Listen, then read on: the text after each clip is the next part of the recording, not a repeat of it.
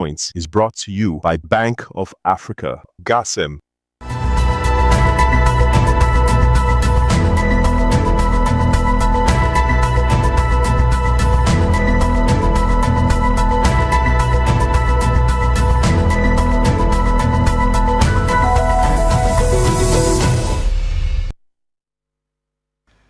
And I wish to use this platform to restate my commitment to transparent and accountable governance.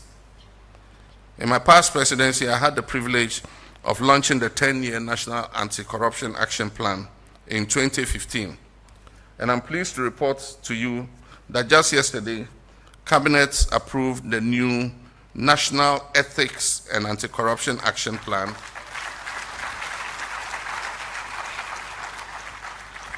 2026 to 2030 for onward transmission to Parliament. I'm also happy to announce to you that yesterday Cabinet took a decision directing the Attorney General to draft a bill for the protection of state assets. It's called the State Assets Protection Bill.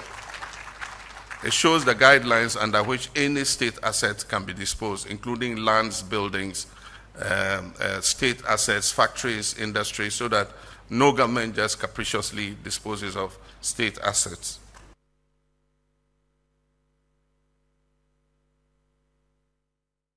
That is Excellency the President, John Dramani Mahama, talking about measures put in place as one of the layers to fight corruption in this country.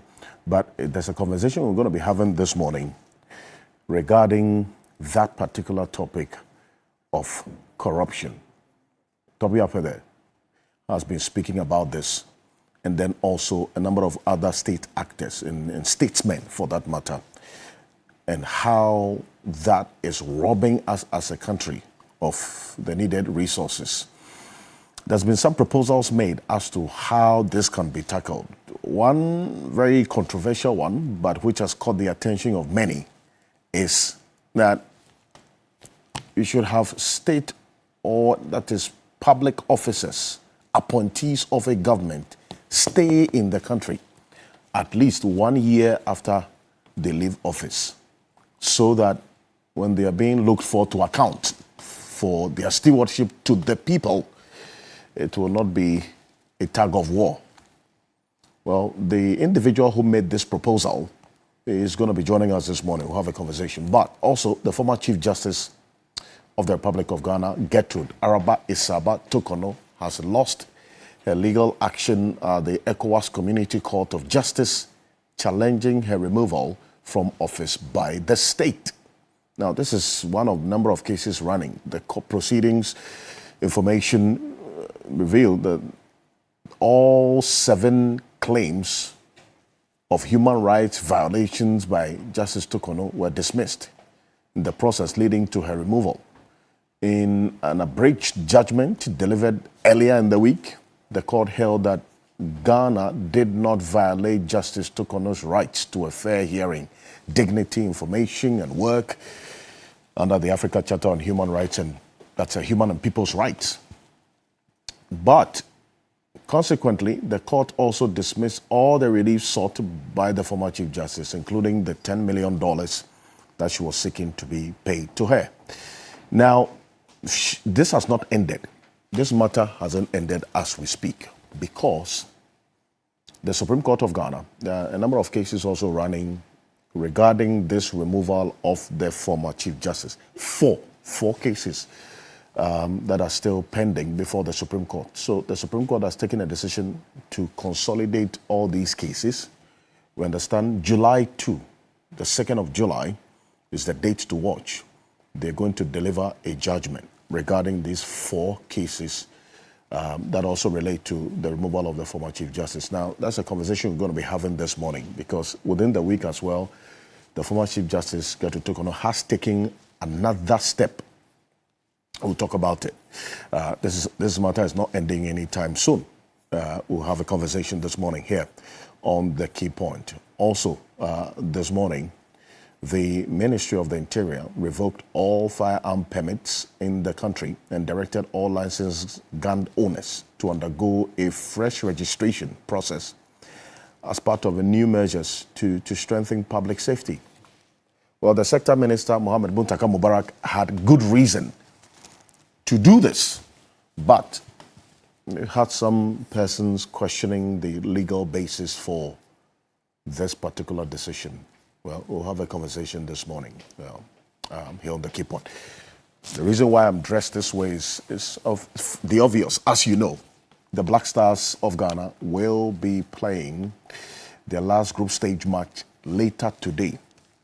And so we'll dedicate some time to talk about the Black Stars ahead of tonight. So stay with us and join us, as always, here on The Key Point. We're live on 3FM 92.7, also on TV3 Ghana on Facebook, on the Voice of London Radio in the heart of the city of London, and Voice of London Television as well.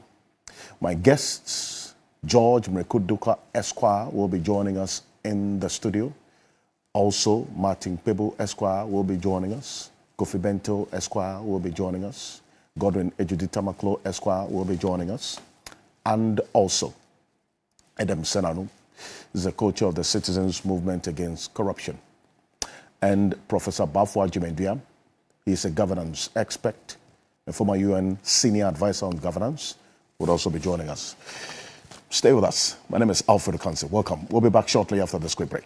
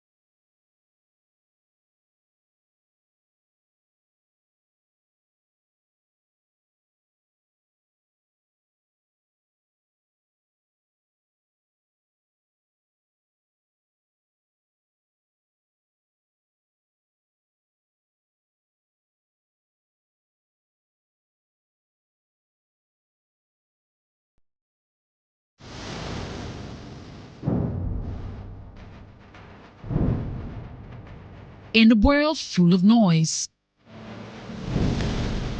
clarity matters. Stories shape us, ideas challenge us, and honest dialogue moves us forward. This is a space for depth, where voices are heard and perspectives matter. Conversations with Dr. Abinanya Kwasmini, coming soon on TV3. TV3, first in news.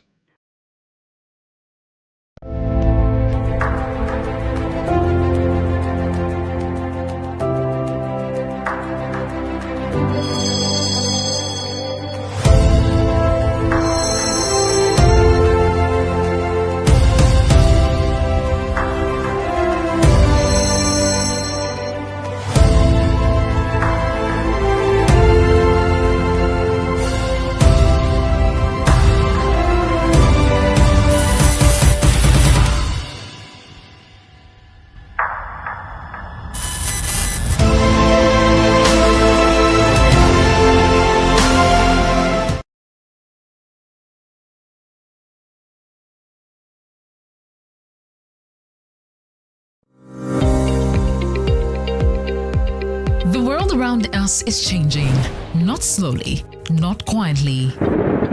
In the north, the rains that once arrived on time don't come anymore. In the middle belt, rivers and forests disappearing overnight.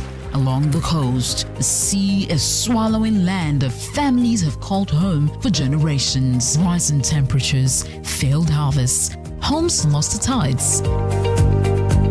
This is not a warning about tomorrow. This is the world right now. TV3 and the German Embassy in Ghana, the conversation on climate security implications in Ghana, the Climate Talks 2026.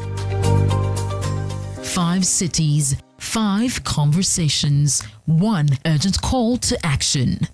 Tamale, Bolgatanga, Kumasi, Keta, Accra, starting this June 2026. The climate talks are coming, and this time, the people most affected by Ghana's climate security crisis will be at the center of it all. Because the time for Ghana to act is now.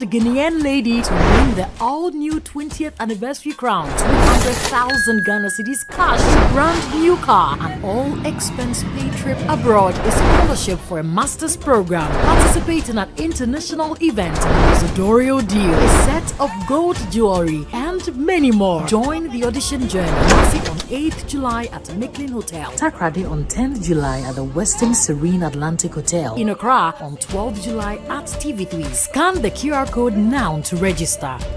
GMV at 20. 20 years of culture, grace, and legacy. Ghana's most beautiful is 20 years. Brought to you by Gino.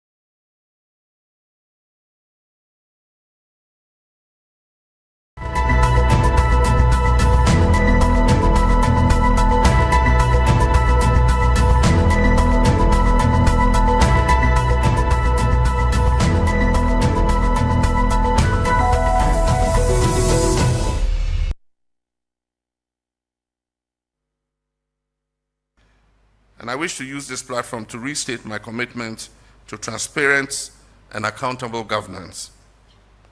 In my past presidency, I had the privilege of launching the 10-year National Anti-Corruption Action Plan in 2015. And I'm pleased to report to you that just yesterday, Cabinet approved the new National Ethics and Anti-Corruption Action Plan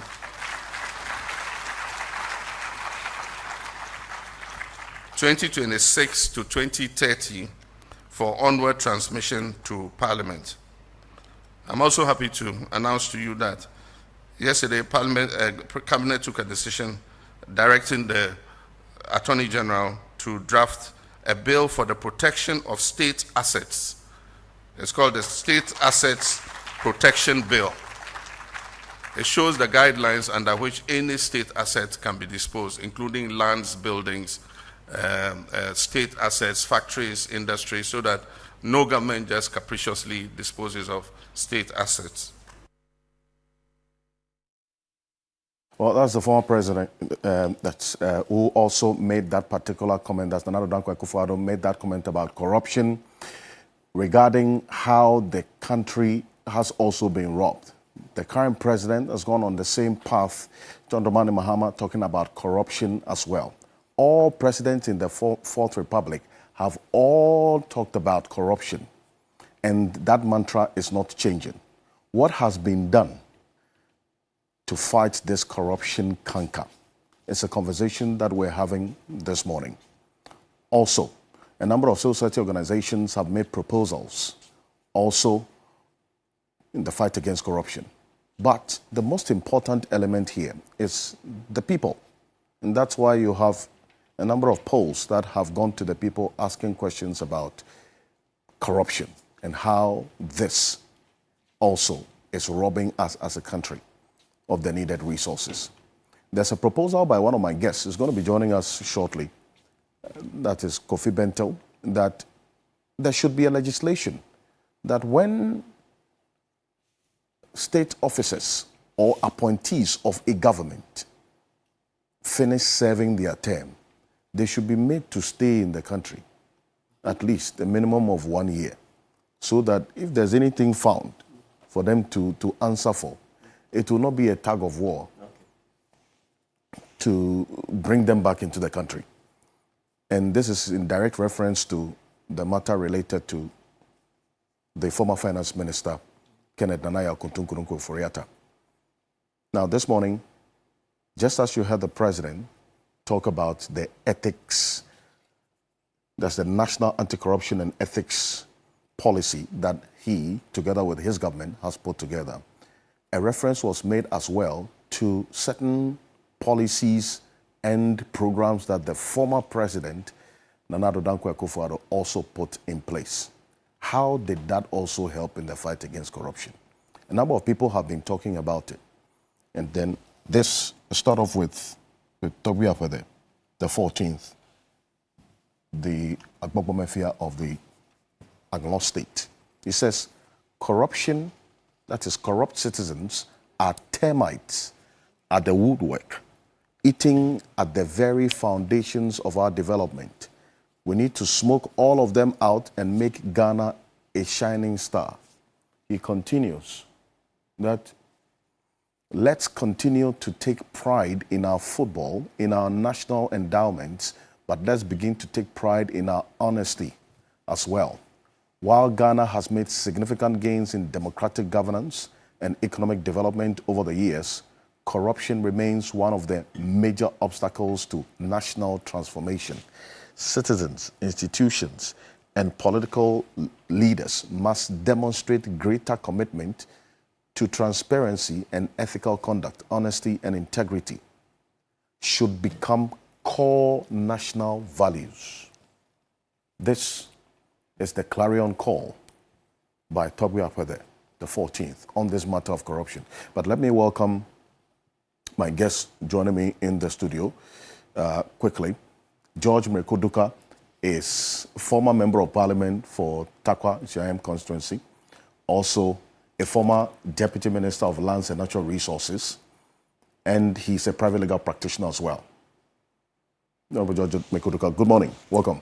Good morning, my brother. Thank you very much for having me. It's your first time here, so we welcome you in a special way. Thank you. Thank you. On your show, yes, but not in other, programs. Mm-hmm. Yeah. Yes. Met on Joy FM. Yeah. At least once. But the deputy minister, I'm sure those days we were all over many radio stations and TV stations. I even did a presentation here. Okay. Yeah, myself. Also joining us is Martin Kpebu. As you have just heard him, he's a private legal practitioner as well. And then also he is a member of the oral preparatory team that has finished their work. I think I need to put that out. Yeah. Council, good morning. Yeah, morning.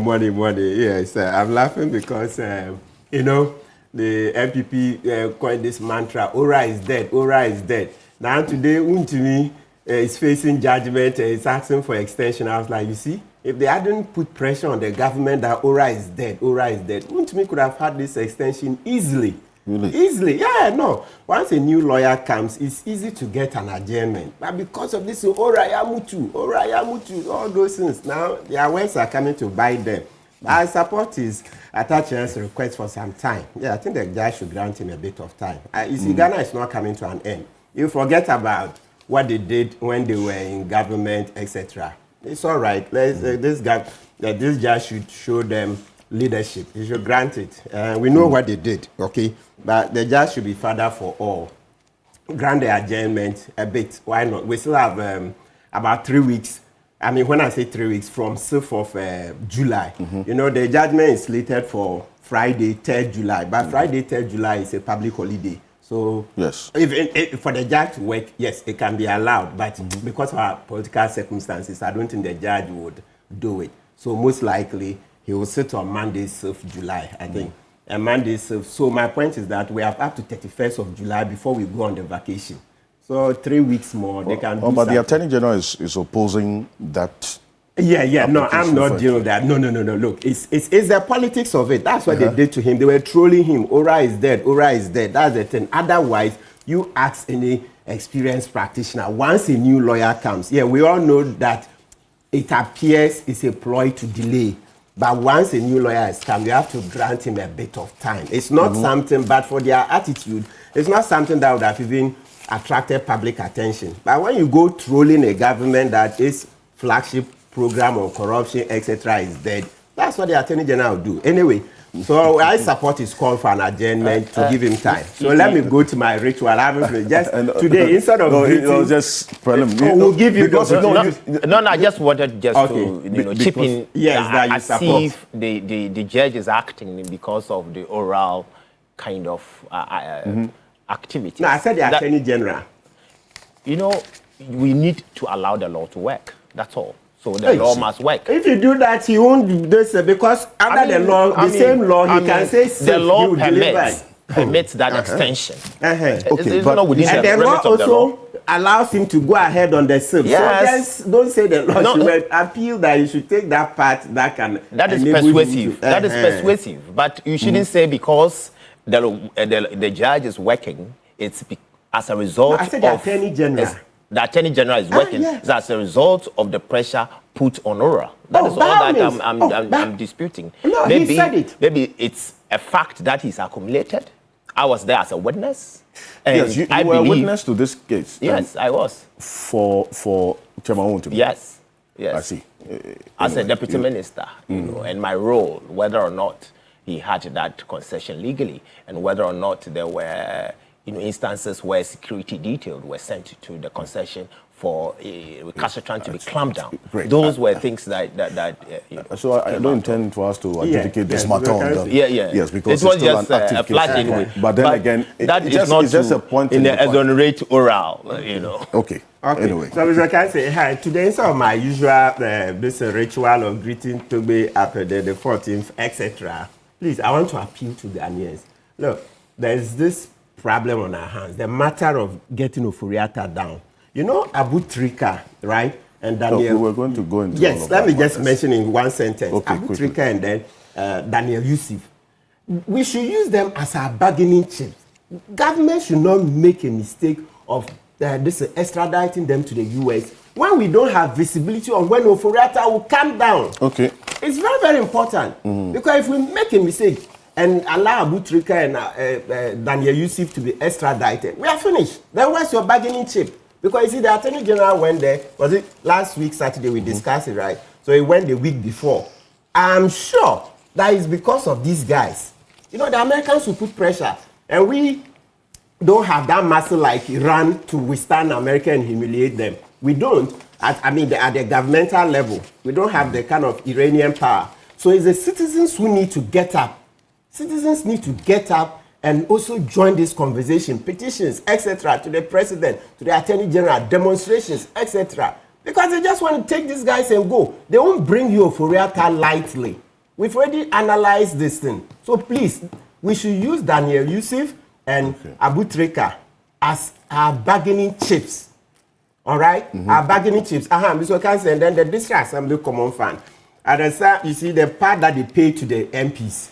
I think it's about time. Yeah, the lawsuit. It's about time we stopped. Because look, let's give the money to the assemblies to do the development. When you pay money to an MP's personal funds and he goes to marry a third wife, fourth wife, how much control do you have? The Auditor General has been complaining about breaches. But you see, whenever the administrator of the District Assembly Common Fund goes to the Parliament, they don't discuss that part because the money comes to them. That's the MP's Common Fund. Let's stop it. Right. Give all the money to the District Assembly. MPs should not be receiving Common Fund into their personal account. They'll marry third, fourth wives, and then what do you do? But this matter has been challenged, right? It's in court. Yes. So we'll wait to see what the outcome will be, in fact, because there's also another aspect of how the assemblies need the money to deal with matters of sanitation and so on, because of how we've seen what's happening. And some of them can't is it even deal important with for the me to sanitation clarify that situation. point? Just briefly. Okay, that MP's Common Fund is not paid into their personal account. Okay. They have a dedicated account that sits with the assembly. I have been a municipal chief executive before and a member of parliament as well. And I know how these monies are dispersed, at the assembly. So it's not deposited in a personal account as being... Who controls it?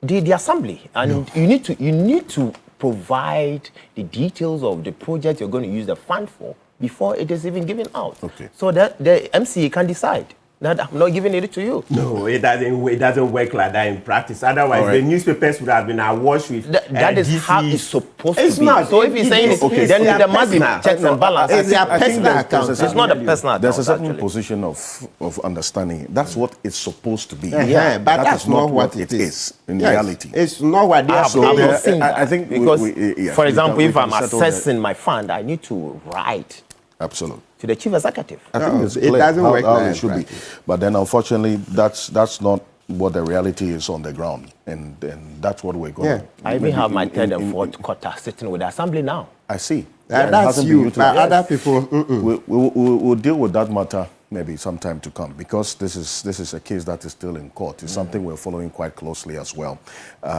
Also joining us shortly is Gordon Ejudi Tamaklo. He's being put together right now. He's the CEO of the National Petroleum Authority, NPA, and also a private legal practitioner. He's joining us shortly, together with Kofi Bentel.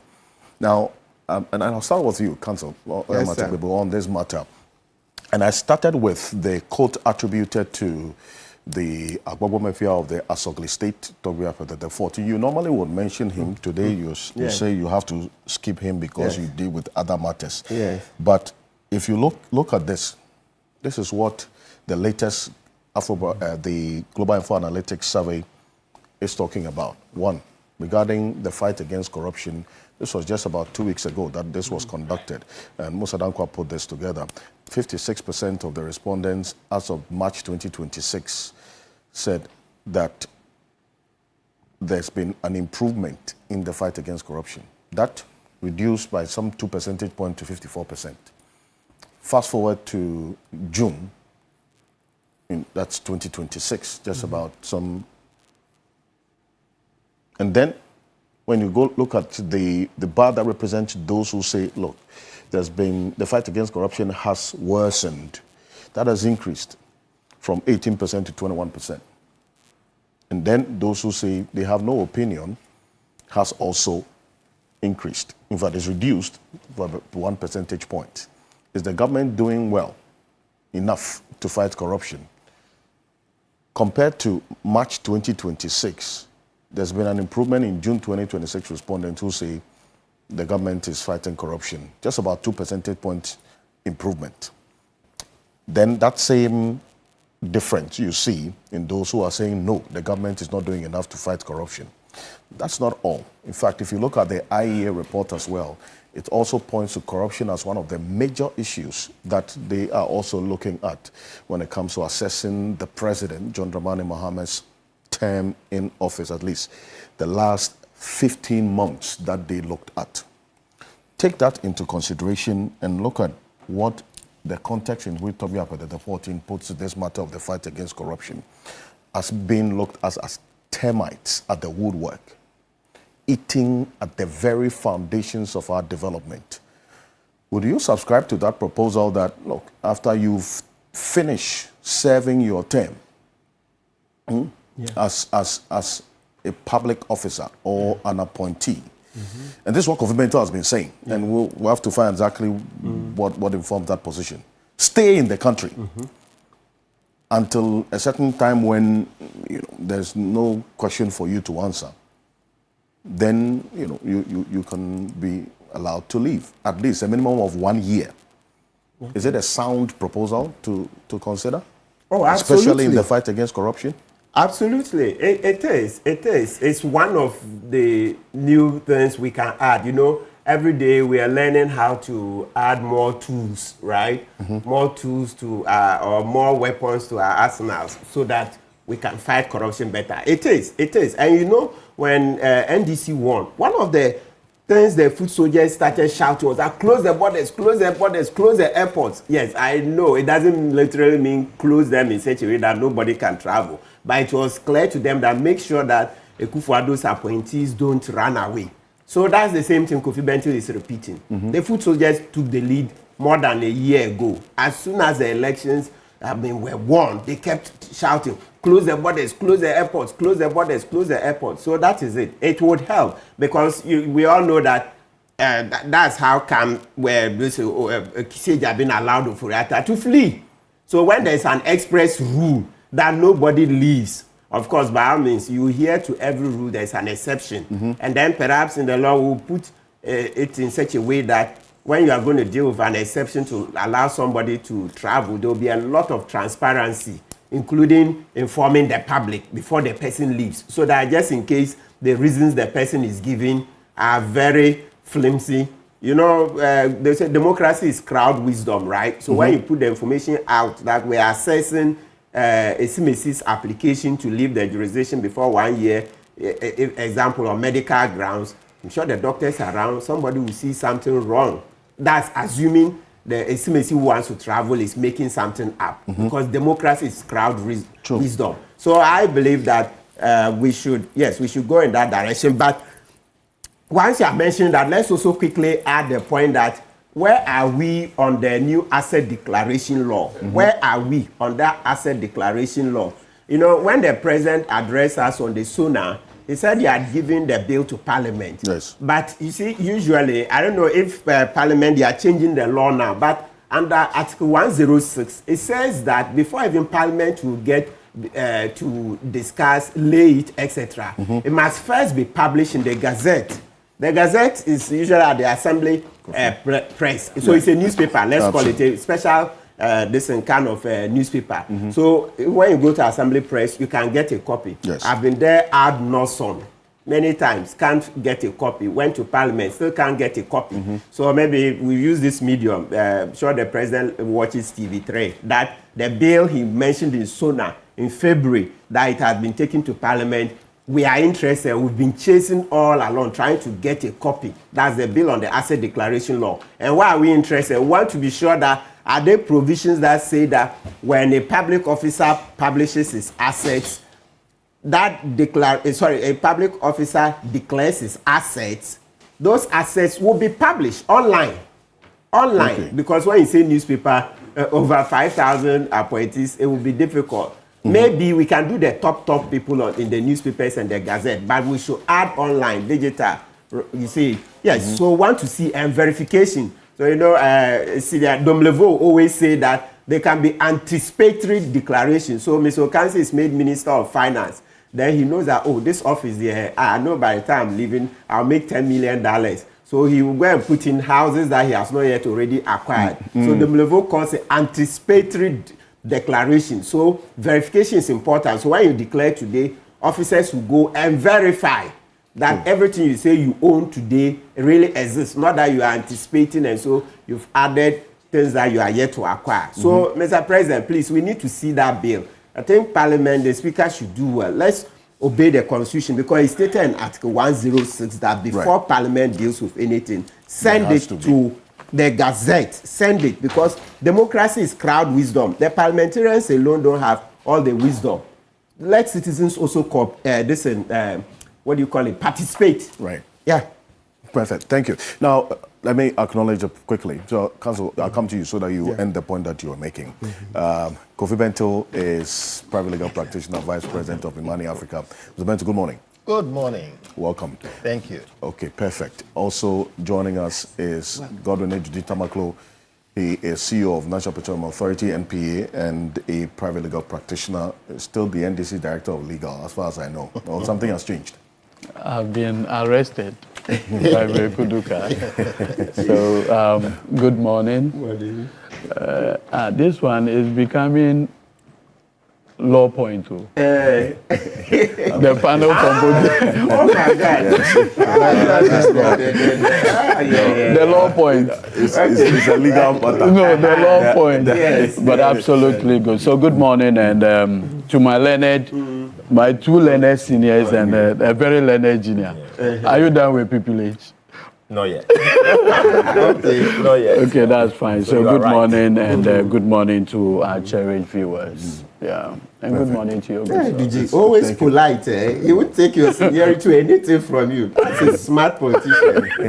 Very polite. No, but you know, the nature of our profession is said that whether you like it or not, you'll forever be a senior. And it's going to be with you till. And I remember our year group, because I am T, those who are even ahead of us were calling themselves seniors. Yes. Because it's a call. Yes. Yeah. So, like a minute before you. they were called a few minutes before us, but that's just by the by. So once again, good morning. Thank you very much for joining us. And since Kofi Bento is here, Council, just hold on to the point. You say you agree with the proposal in principle that after you serve, stay in the country for 1 year. Why is that? Why should we even be tinkering with that kind of idea? Like many things that I just say, there's a lot of thinking that leads to that conclusion. So give me a bit of time, let me just explain. We have what we call the probity and accountability architecture. It's worked into our constitution and our laws, all right? So one thing you need to know is that state funds or public funds are not your money. Now, you don't, nobody forces you to go into public office. So immediately you opt to go to public office. You take steps, ask for votes, etc., and say that I want to manage your money for you. You owe it to us to give us every information about what you are doing with our money. And anytime we ask, you should tell us. Now, the opposite has tended to be true. Now, but because of that principle, there is a whole architecture. One, before you spend the money, there is executive authority. Okay, so starting from the president, whoever, you say, I want to do this or want to do that. In fact, I don't want to take too much time, but even from the election, okay, you give us what you're going to do, etc., we vote you into office. Now, the presidency and all those other things, executive power, have to approve on a certain, plan or budget, etc. Now, then you go in and then you spend it. Even when you are spending it, there is what we call the, when you start, okay, there is what is called the internal audit agency. Yes. All right. So after executive go through and approve the money, during when you are spending the money concurrently, the internal audit agency, there's a whole law on that. People don't know about them. Have to be doing the internal audit to make sure you are doing the right thing. Okay. When you have finished spending the money, the auditor general has to come and check. That's a post facto, probity thing. Whether you spend the money right, this and that, and if you didn't, they should surcharge and disallow it. All right. Now, people gamed all of that. Okay. Then we have the Public Accounts Committee, which is a post facto analysis. They look at everything. Okay. And then after the Public Accounts Committee, you have prosecution entities, OSP, IOCO, even Attorney General, etc., FIC, etc. So I want to say that it's not a new thing. We already have a probity and accountability architecture. Okay. But here's the thing. We have gamed all of them. We have neutralized all of them. They don't work. They don't work? They don't work. So consistently people get into office, they spend the money, they take it out and we don't know what happens. And how many people have gone to jail for corruption? So at a time, the World Bank forced us in Ghana, to pass the law on causing financial loss to the state. The reason was because they were using criminal laws, which requires a proof beyond reasonable doubt. Now, when you make an executive decision which leads to the loss of funds, which may even inure to your benefit, unless it can be proven that it is a crime, as in you had the mens rea to cheat the state for your personal benefit, and that actually happened, you will spend the money, you will do all those things, you will not be found guilty. So that's what the law on causing financial loss to the state is about. It is to say, we don't need to prove that you wanted to commit a crime. We need to know that you gamed this thing for your benefit. They will catch you. Only one person, I think, has been caught on that law. Now, Occupy Ghana causing financial loss to the state. Is it Malamisa also? No, a lot. Many. A lot. Many? Yes. Okay, sorry. Ibrahim Adam, Kwame Pepra, Then I'm thinking about Salome, all of them. Let me take my time. I'm rushing. Okay, Yes, so because there's no basically time. I'm saying, you see, there's a whole architecture to that. All right. Now, the point I made was this. Clearly, when somebody is in office, they have power. You cannot mess with them. They hide what they do. People are afraid of them. It's clear. So you will not find the real truth when they are in power. So a lot of times, it is when they leave power, when they get off the seat, and other people come, then you hear the corruption stories and all the wild things that we hear. Okay? Yeah. Now, we have also said that these people must declare their assets when you are coming in. As part of the asset declaration, we are simply trying to tell you that, look, it is our money, and we want to make sure that you are not misapplying it for yourself and for other things.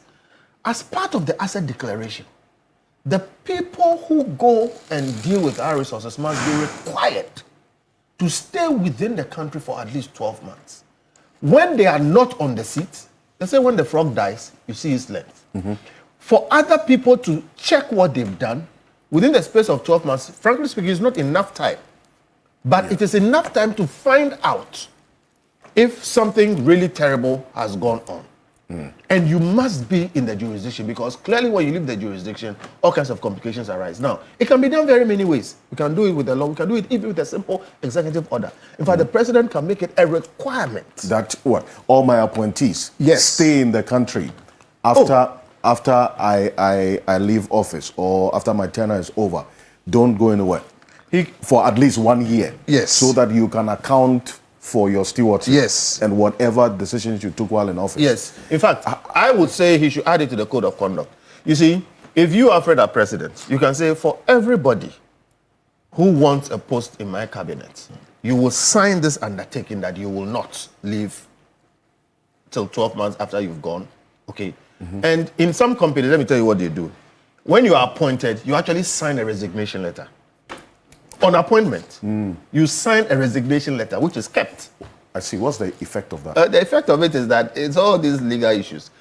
Because then the boss or the owner of the company has your resignation letter. When they want to fire you, there are many ways of firing. Dismissal, termination, all those other things. Resignation is the cleanest, neatest. So some places, when you go, they'll let you sign a resignation letter, which they keep. Which is very bad. Okay? No, it is to put a hold on you. So whenever they want to fire you, they just, in fact, some politicians do it. They don't have tenure. You really don't have But that's tenure. the point. The point is, the president, you do know that all executive power is vested in the president. Absolutely. And everybody acts Article for and 58. on behalf of the president. But some people get so strong, so powerful that sometimes the president can fire them. We've had ministers who were never reshuffled because they had something. Okay. So bottom line, it is within the president's power to require that his appointees will respect this. But it is also within the space of, what Parliament can do. Adding to the asset declaration. Asset declaration, when we did it, we said they shouldn't publish it. And all of us are saying it doesn't make sense. On top of that, let's say you will remain in the jurisdiction for 12 months. If you have to go out, let's say for medical reasons, for whatever, you just need permission to do that. And you give an undertaking that you would come back when you are required. It's like a bail arrangement. But for me, I'm saying, look, as somebody who has watched this space, okay, when the person is in power, it is almost impossible to deal with their infractions and other things. When they leave power, you have a better chance of knowing what they did. And if you left it to me, again, if you take Public Accounts Committee, you realize that the chairperson comes from the opposition side. Okay. The Auditor General's office must not be appointed by the president. The Auditor General, I think, must be advertised and appointed by Parliament. Okay, he should report to Parliament. Some of it is there, but it should be strengthened. And it should be the minority, the opposite side. Our court system is adversarial. There's a reason why. Our political systems too are adversarial, they're competitive. Okay. So if you have a situation where the Auditor General, even the Internal Audit Agency, you have the OSP also, appointed with a lot of influence from the other side, then you have a certain accountability mechanism which is effective. Because you don't get the president putting his people there, and then for 8 years, all kinds of things happen. And then, as we speak right now, they can abscond. If we did that, we'll be tightening the noose. And we will not be stopping anybody from doing their work. All we'll be doing is constricting the space for corruption. And me, I always say, if you don't think you can handle public office and manage other people's money with scrutiny, don't go into public office. So I really stand by it. We should. It doesn't make sense for us not to have something like that and allow people to just say leave. that all the layers and laws, policies to fight corruption aren't really effective. The reason why we have to add this other layer of, stay in the country and account before you go. There's been a declaration in the Supreme Court. When Occupy Ghana went to court, the law says that the Auditor General may surcharge or disallow. Now, when you read it all together, the may was turned into a shall. The reason is that given the total consequence or the circumstances under which you find yourself, the Supreme Court said something, I paraphrase them. They said, given the situation we find ourselves in as a country, where corruption is so rampant and it doesn't look like anything can be done about it, the Auditor General is duty bound to the effect that when he sees some of these things, that may there does not constitute a discretion for him to exercise whether he likes it or not, but it converts to a shall. They were trying to say that given the circumstances we find ourselves in, this thing must be tightened and not made totally discretional. It is suggesting to you that the nature of laws, okay, can harden or soften based on the circumstances. And when situations arise, you make laws to take care of them. It is clear to us that we have corruption. It is clear to us that it's not getting better. We did IOCO, first SFO, it wasn't working. We went to do IOCO. IOCO, I'm not sure what they are doing. Now we have OSP. Guess what? We are having issues with OSP.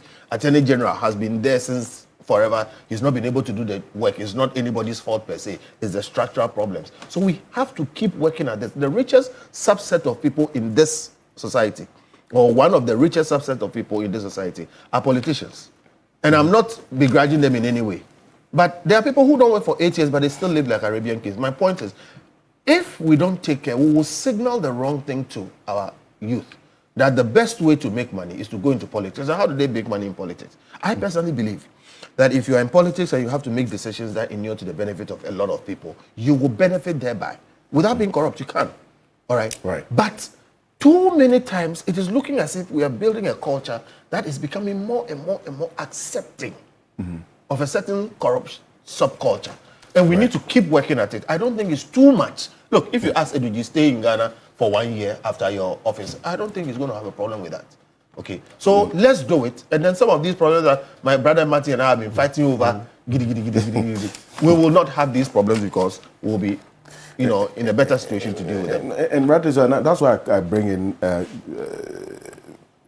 George Mrekuduka. He's a former appointee, and he's in the country. I mean, we're only having this conversation because, just like any progressive society, when incidents happen, you would want to respond in a certain way that improves on the legal system or the policies in place to address the evolving trends in society. So you have now a former finance minister who is out of the jurisdiction. There's so many ways and means and talk of trying to get him back to answer for his tenure is become an issue. So just like how you would have instances where when things happen in a country, you would have laws to respond to it. Will this be an effective measure because of this instance that has happened, that a particular appointee leaves the jurisdiction, is being wanted to come and answer for his tenure, decisions that were taken by him, and that's become a tussle. So let's put it in law. After you serve, George Mrekuduka, don't leave this country, at least for 1 year, so you can be available to answer for the decisions that you took with the taxpayers' money. Alfred, let me say a very good morning to your viewers and cherished listeners, and also to my affable incoming president, Dr. Mahmoud Bawumia. Wherever he is, may God keep protecting him. It's important to kind of profess solution to our corruption situation in Ghana. And it's also critical that we find some sort of affection for how we can protect the integrity of this country and the coffers of this country. I like the emotions attached to the call by Kofi. And Kofi is just the emotions you see? there has to be some the morality beyond... aspect of it is equally also accepted. But we need to consider other aspects of the law in terms of human rights, abuse, and all kinds of restrictions. In the federal law of the United States of America, they call it USC 207. Those who have classified information are restricted actually from traveling out of jurisdiction after serving in government. That is established in US. In other jurisdictions, you will also equally have situations of that nature that you would need to kind of stay if you are perceived or charged for involving in certain illegal activities. And it pertains in Ghana already, that if you are charged, your passport is confiscated, instances where, situation may permit. But where it's kind of put in a blanket that don't go out after service, that is where my challenge is. What's your challenge? My challenge is that why are we not putting in measures to curb the corruption before the person even leaves office? Why are we waiting for him to leave office before this, kind of restriction is banked? Why can't we, in a way, implement the measures, the laws that we have constructively and attentively? Just invoke all the laws that we have. We have the YOCO, we have Attorney General, we have OSP, we have other responsible institutions that must be assisted to kind of, put measures in curbing the corruption. Why must we wait? That is my challenge. But I agree with him that if you have the zeal and the will to serve your country, you must equally stay in. But don't we also have mechanism to also extradite people who have been found to be corrupt in executing their mandate? Don't we have that? So we keep on mentioning Ofori-Atta. Have we charged him? And America is saying, bring the evidence. He has been charged. Yes, I know, but bring the evidence that he's done that. Like, in the US, the Maslock woman, was she not charged in absentia? No. Tried. Was she not? Yes. She was. So why can't we go through that? No, I think we shouldn't confuse two. No. I mean, you allow me to make my point okay. when I'm done. So we shouldn't create a scenario that it's not even possible for the person to be charged or tried in absentia. We shouldn't create that scenario. But measures that will be put in place to check corruption, I'm all for it. But I believe we need to really invoke the authorities, the laws, before the person's tenure ends. I agree that Attorney General, Auditor General, for example, must be independent. I agree to that. I agree that we need to have mechanism to also strengthen the Public Account Committee in Parliament. They must be well resourced. They must have kind of a chamber that research. They don't, because they privately depend on their individual research that they conduct. But an institution or kind of a segment must be established for them in terms of research to enhance their activities. Okay. I agree to that. So that is why I mentioned emotions and moral. Morally, I accept that. But what mechanism are we putting in place to check before the tenure ends? I see. Because, it's, good to kind of arrest any corruption intended activity before the call of stay in the country after your tenure. Otherwise, they will find ways and means even to kind of go into corruption and find a way of staying in the country. So I will go all out to support any architecture designed to arrest the situation before your tenure ends. I see, but well, we have that, and it's not working effectively. That's why we've been having this conversation. In the and we first can place. do But it. We shouldn't throw our hands in despair and say that it's not possible. That research group is the Internal Audit Agency. Yes. People don't know about them because really they have not been effective. But imagine this: if the Internal Audit Agency is, or their head is appointed by the minority, all right, then you will have a chain where they actually have the information of what is happening. They will feed it to the minority on the Public Accounts Committee. And I agree. All right. Let me strengthen this way. It's not just the head. The problem with the Internal Audit Agency, we've raised it here, is that the officers, they are embedded in the various institutions.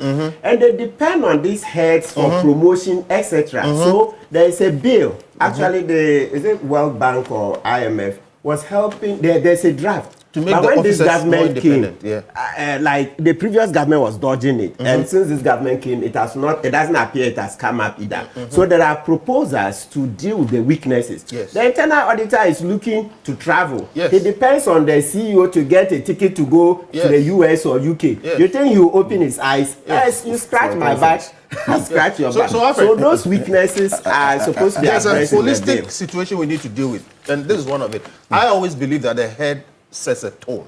So if we did that, then what he's talking about, there's no point in having an internal auditor who is subservient to the person they are investigating. Absolutely. But when he talked about getting a research, unit, that is the research unit. If even during the time of the boss, they can't do anything, they will keep the information. And if they were appointed, there will be a connection between they and the Public Accounts Committee. And like we said, Auditor General should be appointed also by the minority or influence. And then there's that whole pipe. And if governments change hands, let's do it. By the way, let me just add this. But not the minority. We can't trust them. Let the people. We deserve. No, you are concentrating power in politicians. It's my point. Let me make the point. I beg you. See. No. Your time is not exhausted yet, because let me just say that Kofi Bento is actually the proponent of this whole matter of 1 year. No, it's good. And it's in the context of the president launching and Dr. Eboafo, good morning. He wrote a full article with that. But Adam Senano has joined us now. He is the co-chair of the Citizens Movement Against Corruption in Ghana, but also the chair of the African Union Advisory Board on Corruption. That's at the continental level. So, Senano, good morning. Welcome. Good morning. Thank you. Perfect. Quickly, and I'll come to you. Let's Tamaklo, Edoji Tamaklo on this. Have we exhausted, and this is where Mekodoka makes the point about the measures already in place to ensure that you're able to answer for your actions while in office. We don't have to wait till you're out, and then we have you stay in the country. In fact, there has to be a law to have you stay in the country for at least 1 year. We're only having this conversation because Oforiatta is absconded. But then again, it's not true. That's not true. He has not absconded. Okay, Alfred. You see, just to put it in context, if we just run away, we won't solve problem. Listen. What we are discussing, like you said, I'm the proponent. Yes. What we are discussing does not solve the problem of Oforiatta. Listen, Sedina took permission and left. Oforiatta took permission and left. Now, if even all these things are there, but it is detected that there is persecution or the environment has been set against you and you can't get a fair trial, it will be defeated. All right, so let's be clear that we should not make that mistake. Let's deal with it without going to Oforiatta. What do we mean by the environment is set? The very thing. Look, we've all lived in the US before. Tune into their thing. Here we are not even doing anything. Here, or the English people, tune in and see. It's the same thing. Human beings are the same. Sometimes we talk as if it's Ghana alone that we are even doing nothing when it comes to accountability. Tune into Sky News, GB News, tune into CNN, tune into the other Fox and the rest. It's all over. Human beings are the same. Everywhere, citizens are trying to hold government to account. So what we are doing in respect of Oforiatta, that's the same thing they do in the US. They even do it better, or let me say worse. You remember when Bondi... Okay. Sorry? Gentlemen, Yes, so the processes are here ongoing, but the Constitution says, no. Listen, the Constitution says that he must be present. That's why we have laws on extradition. And that's how come if he refuses to come, we would use extradition laws to get him. Yes, the trial will be ongoing, and then we'll also be making efforts to bring him. We can't say that finish the trial before you now come and make efforts to extradite. I think this thing we're beating it enough. Okay. Now let's go on. So you're saying that, but you agree in principle that you know there has to be another layer of sort of a regulation to restrict formal appointees. Yes, I agree. And your question was that while the people are in power, what have we exhausted the laws and all the tools we can use to get accountability while they are in power? We've not exhausted. We've shown that, like Kofi said, I think I want to stay a bit on the Internal Audit Agency bill. So you see, what happened is that before the president went to do the SONA, the night before, I went on Facebook and I posted this, that two things. Mr. President, we want to hear about the Code of Conduct and the Internal Audit Agency bill. Well, in the SONA, he talked about the Declaration of Assets Law. Yes. But the Internal Audit Agency bill, no. You ask the experts on the field, and they've been pushing. As I said, it's either the World Bank or IMF, I'll verify, helped them to do a draft bill. But the previous government looked at it, and because they were stealing like there's no tomorrow, in Kennedy Japan's words, they didn't want to use it. They ducked. Just as they ducked in respect of the asset declaration law. So when this new government came, it's lost momentum. So that is one of the key things that we can use, because like Kofi said, currently the internal auditors are largely ineffective because they themselves want to also be part of the action and they are embedded in the various agencies. You need to make them more independent, even private banks, etc. Now the auditors, they are making them external, even in private banks, so that the person who looks over making compliance, trying to make them external to the banks, so that he's not directly under the CEO, because naturally, incentives. If he sees that his colleague is traveling, today he's in New York, the next day he's in London, he will abandon his things and also see how he can also travel, right? So let's see how we can bring the Internal Audit Agency bill back to the front burner and see how it can be passed. Right. And then the asset declaration law, as I mentioned, the president mentioned it in the SONA, Article 106, let's just read briefly. It says that no bill other than such a bill as referred to in paragraph A of Article 108 of this Constitution shall be introduced in Parliament unless B, it has been published in the Gazette at least 14 days before the date of its introduction in Parliament. So when the president stated in SONA that he had sent it to Parliament, I was like, but Mr. President, you have lawyers. The thing says, take it to Assembly Press. Assembly Press is next to Accra Poly. Let them publish it 14 days before it will be introduced in Parliament. That was February. The SONA was in February. This is June. June is almost gone. And we've been chasing around. We can't get the bill. Then it's beginning to sound like what Akufo-Addo did. This same bill. And let's mention that the IMF looked at it and said that, at a point, they removed the requirement of publication that TV3 has spent a lot of resources organizing colloquium, public symposia on. That the publication, when an officer has declared his asset, there should be publication, like the PNDC days. We brought Rawlins's asset declaration forms here, PV Obey, Mary Grant, all of them. Even today, or let's say Monday, if you go to Assembly Press, you can buy copies. So they removed those things, and the IMF said, no, without that provision, that is not a bill. I hope eventually they put them back. But the president said the thing has been gone to Parliament from February. How many months? About 4 months on. We can't even find a bill. You see, so that is one of the things that will help change the game, right? So we are putting all the rules together. Then you need a strong media, a very strong media. So it's not one proposal alone. If you don't have strong media, you won't be able to do all these things, because it's a media that would be able to, shine light on these things. You are the fourth estate, you see, of the realm. Fourth estate, if you are not in all of this, will not be able to get a lot of traction. So we should be looking at how to strengthen the media, right? Making sure that government protects media more. You see how soldiers have brutalized media, police have brutalized media. Oh, my good friend Latif Idris, Latif Idris, they cracked his skull. How many years now? The guy almost died. But for some efforts, and then he was taken to the US. Today, he's in debt, over $50,000, because he needs more medical attention. There's no money. So the man is like, unless it's God. But if you are analyzing in terms of human nature, you say he's on his way to death. A media guy goes to report at the police headquarters. He gets his skull, police beat him, crack his skull. Then he's almost dying. Other examples, some have already died. Justice Ajato, when MPP was in opposition and they went to do, is it let my vote count?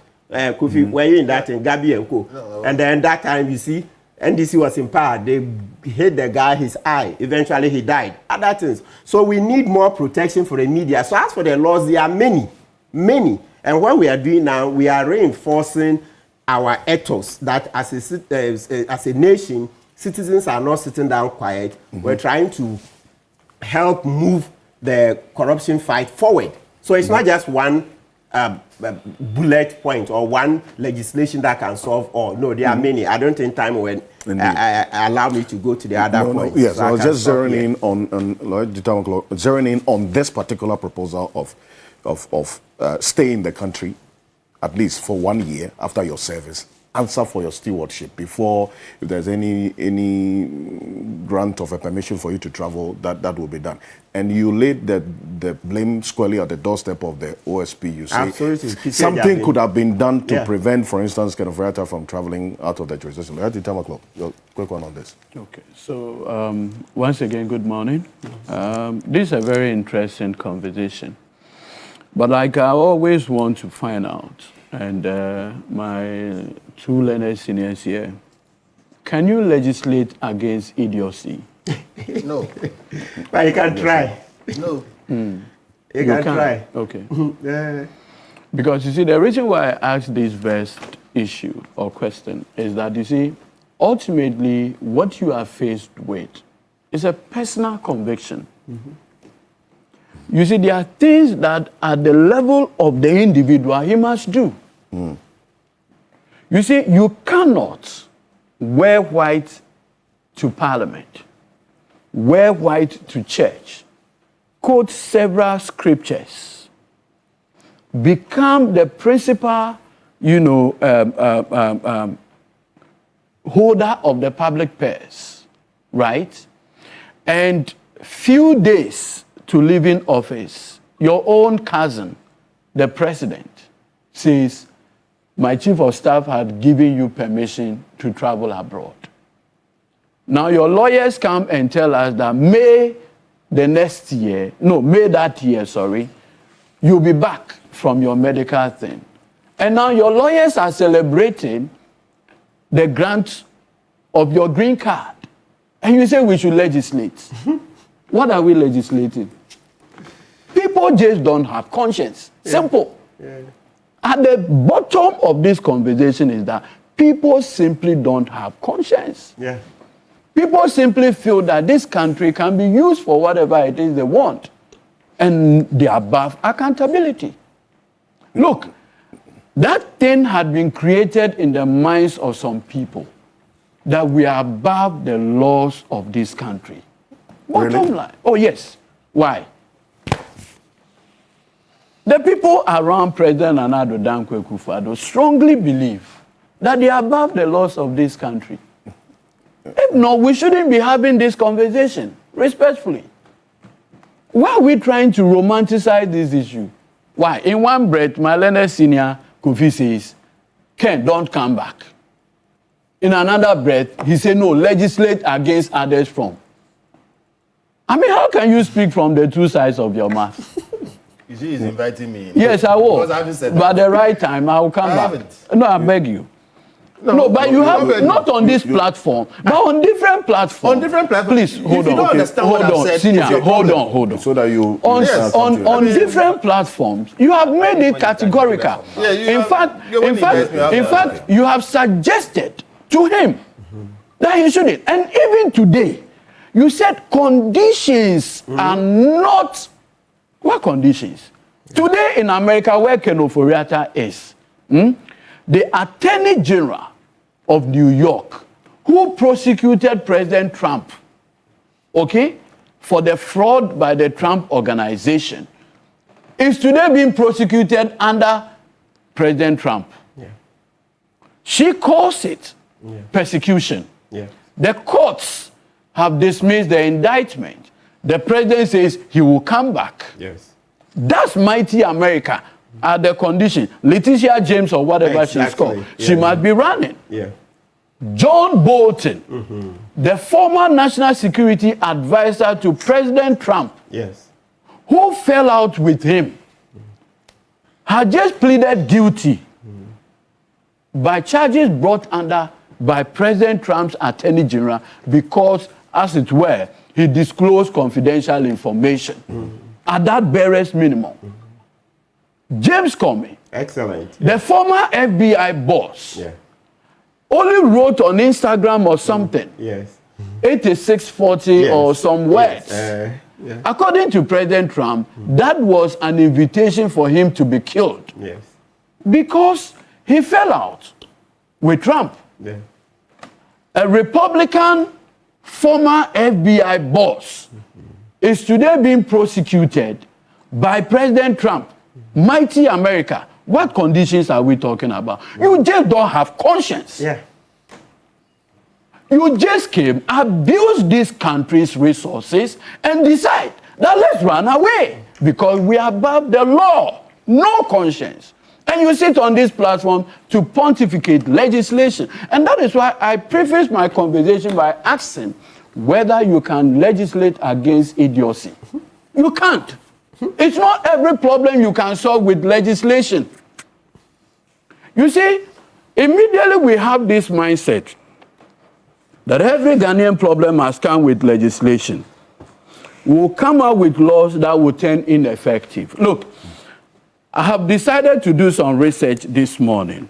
And in the research I was doing, I realized something unique.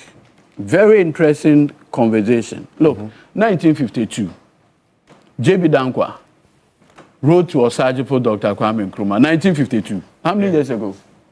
52. So over 70 years. Good. No, it's not 70. Okay. Yeah, it's over 70. Yeah. J.B. Dankwa wrote to Nkrumah, complaining about cocoa crutches. The scale for weighing cocoa. They have compromised it.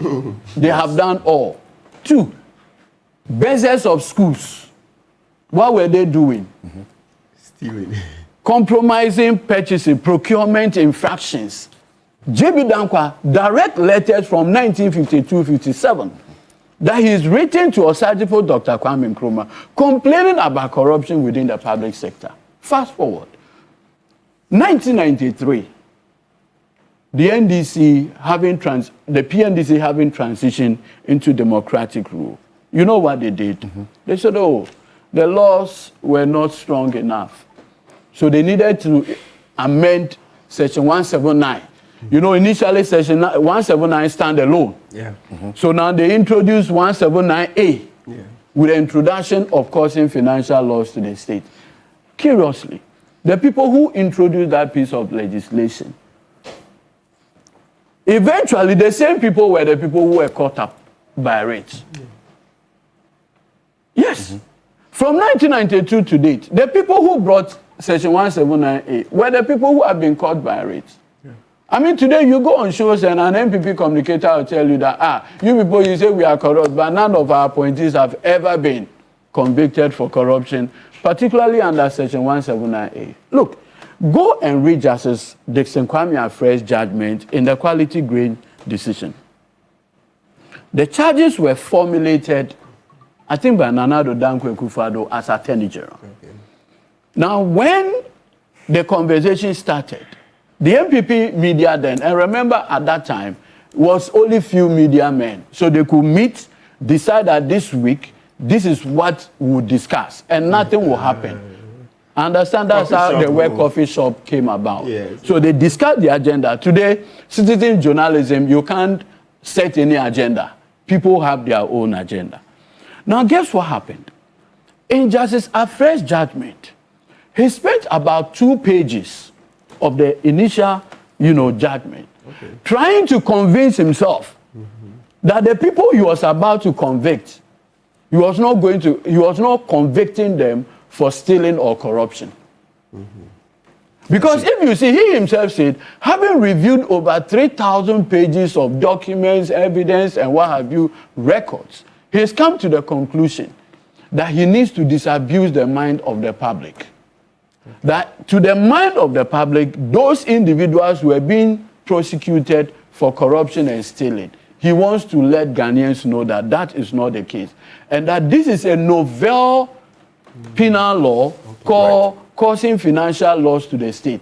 And these are the ingredients. And in fact, if you look at the AFRE formulation on causing financial loss to the state, it does not even require proof of what you call a terrible mind. All that is required is proof that the loss was willful. And what constituted willfulness was never given, in terms of, you see, because the idea is that penal legislation usually must be construed strictly. It never happened. Okay. So let's get that point. You disagree with that proposal? No, this is, let me make this point, I beg you. You see, recently, my learned senior, Kofi, was lawyer for Imani when they went to court under the MPP, I think the tail end of the MPP government, challenging the removal of the heads of security agencies. And one of the arguments put forward by Malene Senior had to do with the fact that, listen, you can't remove persons of that nature unless there's a basis for just cause, right? Now, if you read the reasoning of my Lord Justice Gawu with the concurring opinion by Justice Akabuafo, they claim, they made a point very clear that this just cause provision is restricted to certain category of officers. And then heads of security agencies do not form that Article 191 category of officers. And so an attempt to stretch that provision to enter into the security heads will be problematic. The reason why I'm bringing this is that, you see, my senior makes the point of situations where you can actually even prepare a resignation. Oh, that was just an example. Yeah, no, but I'm just providing the legal proof. It would be difficult in our current constitutional arrangement to do that. Okay. Because prima facie it will be declared unconstitutional. Always remember that these are contracts that are not contracts of servitude. Yeah. And so you cannot even ban people. Look, the Ghana Law School used to have a situation where the guys, the law student writing entrance exam, they'll be made to do undertaking that you cannot challenge. Yes. Her ladyship, Gifty Ajay Ado. Yes, exactly. Yes. She struck it, tore it into pieces. Yes. So such pieces of legislation always come with that problem. Then the question of judicial activism. What judges have been trying to do over the period to help also with this conversation on corruption and others. Look, I remember Mabe and Johnson. When Mabe and Johnson happened, Shraj decided to probe government official, former government official.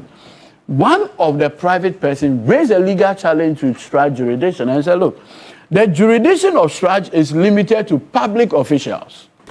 And to the extent that he is a private individual, Shraj jurisdiction does not extend to him. Go and read the brilliant reasoning of her ladyship, Georgina Wood. She said, look, if the very ethos of the 1992 Constitution is founded on probity, accountability, and transparency, and social justice, an attempt to insulate a private individual from the ambit of Shraj jurisdiction would defeat the very purpose of the Constitution. Because then public officials will connive with private people. And immediately there's an issue. The private person will say, no, I'm not part of Shraj jurisdiction, only the public people. Yeah. So brilliantly, the court has intervened. Again, Occupy Ghana. Yeah. Even when there was a may, the court construed that may to be sharp for the purposes of allowing disallowance and surcharge. But you see, my brother here, he brought one of the proponents of surcharge and disallowance when they went to court. Ask him. 8 solid years.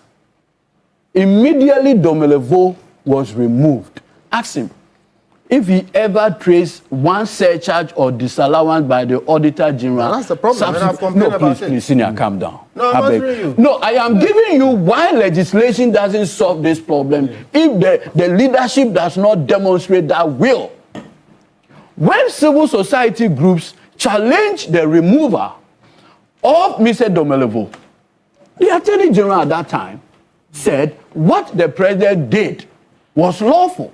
The Supreme Court eventually disagreed with him and said, and the Supreme Court said, look, we disagree. So I strongly believe that, look, we can have a way around it.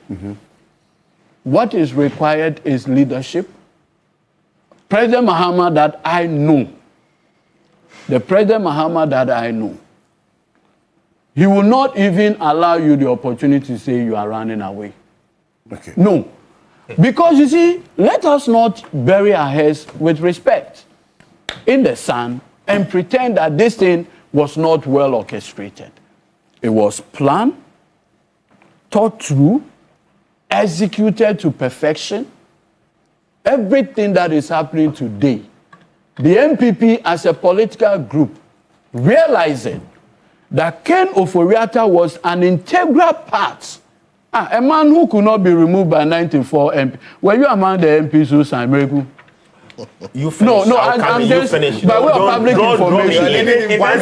Once it's mentioned me, I think I can come. Yeah, you can. I'm surprised. Please, you are coming. I am asking. I just wanted to find out whether he's among the 94 MPs who wanted. Even if he was not, even if he was not, eventually Chairman Sabosu said all of them. Very well. All of them. So the point I'm making with that scenario is that you see, when you have a powerful co-president like Ken Ofori-Atta, there is no way the long arms of accountability. Look, let us not mistake this.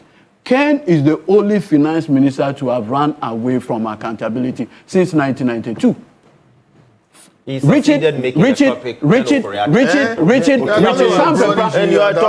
Kampepra stood and he was here throughout. I mean, just to push for. Victor Solomon was in this country throughout. Forgetting Setepe was. What is the issue? You are so fascinated about. At least Sedi was in court.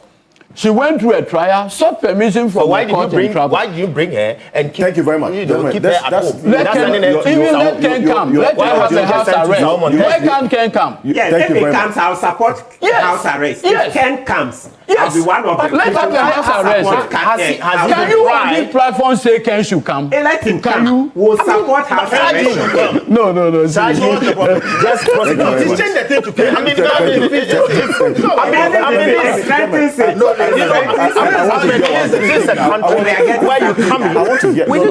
did not have selective justice. Where there's selectiveness. No, selectiveness is where you come into government, you use nolle prosequa to exonerate people, and you come and sit here and talk about conscience. Okay. Do you have that conscience? Mesano, are you telling me you have that conscience? On this. Okay, thank you. Let me make some preliminary comments before I get into the substantive question. So Kofi and I, we are part of a Lego Hall fraternity. Former Lego Hall presidents. And you know, that's one point of commonality. But in general, I have been shocked and scandalized by our former minister's position. Which of the former ministers are you talking about? Ken's position of not coming back. And I'm raising that because when earlier on, Kofi advised him that don't come back. Yes. I thought that was disappointing. Okay, so my brother, let me correct you. I said no serious lawyer will advise Ken Ofori-Atta. And you are a serious lawyer. Under this circumstance to come back. Before I said that a year before the U.S. court made a statement. But you've already you have already convicted him. Go ahead. And you are the closest to the president. Oh, please. And if he sentence, you have already The judges are independent minded. Specifically mentioned Mr. Bento. He allowed him. You are not yeah, which is fine.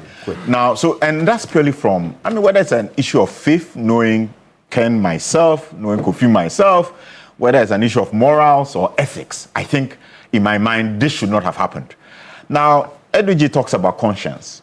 And I would like to raise that a bit and say, look, the reason why we are currently considering a national ethics and anti-corruption action plan is because we are gradually getting to the point where we realize the issue of conscience as a nation is being lost, where many individuals and parties don't value the fact that there are certain things that society expects of all of us. True. You cannot accept leadership in this nation or in any other space and not be willing to be accountable. Yeah. And I think that we need to talk a lot more about that, even looking at the next generation. So we don't have this situation where we are now saying more legislation. I mean, there are places where the person would immediately resign and say, I'm submitting myself to the rigors of the law. And we should not have a situation where we are, some of us were at the forefront of saying, allow the man to go and seek medical attention because we assume he will come back. Yes. And here he's saying that he cannot accept, he does not believe. What are we talking about? Now, let me come to a substantive question. Yes, I agree that the idea, as Kofi has proposed, of considering a 1-year kind of moratorium for travel would add to the basket of things we have. But by itself, it will not produce the result we are looking for. And let me just raise a number of other issues. It seems to me, as we've been discussing, that we have a number of things that we need to tie up very strongly, which we have discussed this morning. Mm-hmm. There's the internal audit issue, where the independence, a proper independence of internal auditors across board in the nation is required such that they can play their role. Because as long as it's tied to the resources of the institution in which they are working, they are likely to keep quiet. Again, there's the issue of, and I always said when oral came, that I like oral. Let's institutionalize it. At the end of every government's tenure, let's have a situation where we open up and say, any citizen who has information that is worth considering, because the internal audits may not have captured everything. There may be some additional information. Let's harvest that as well. I think that is important.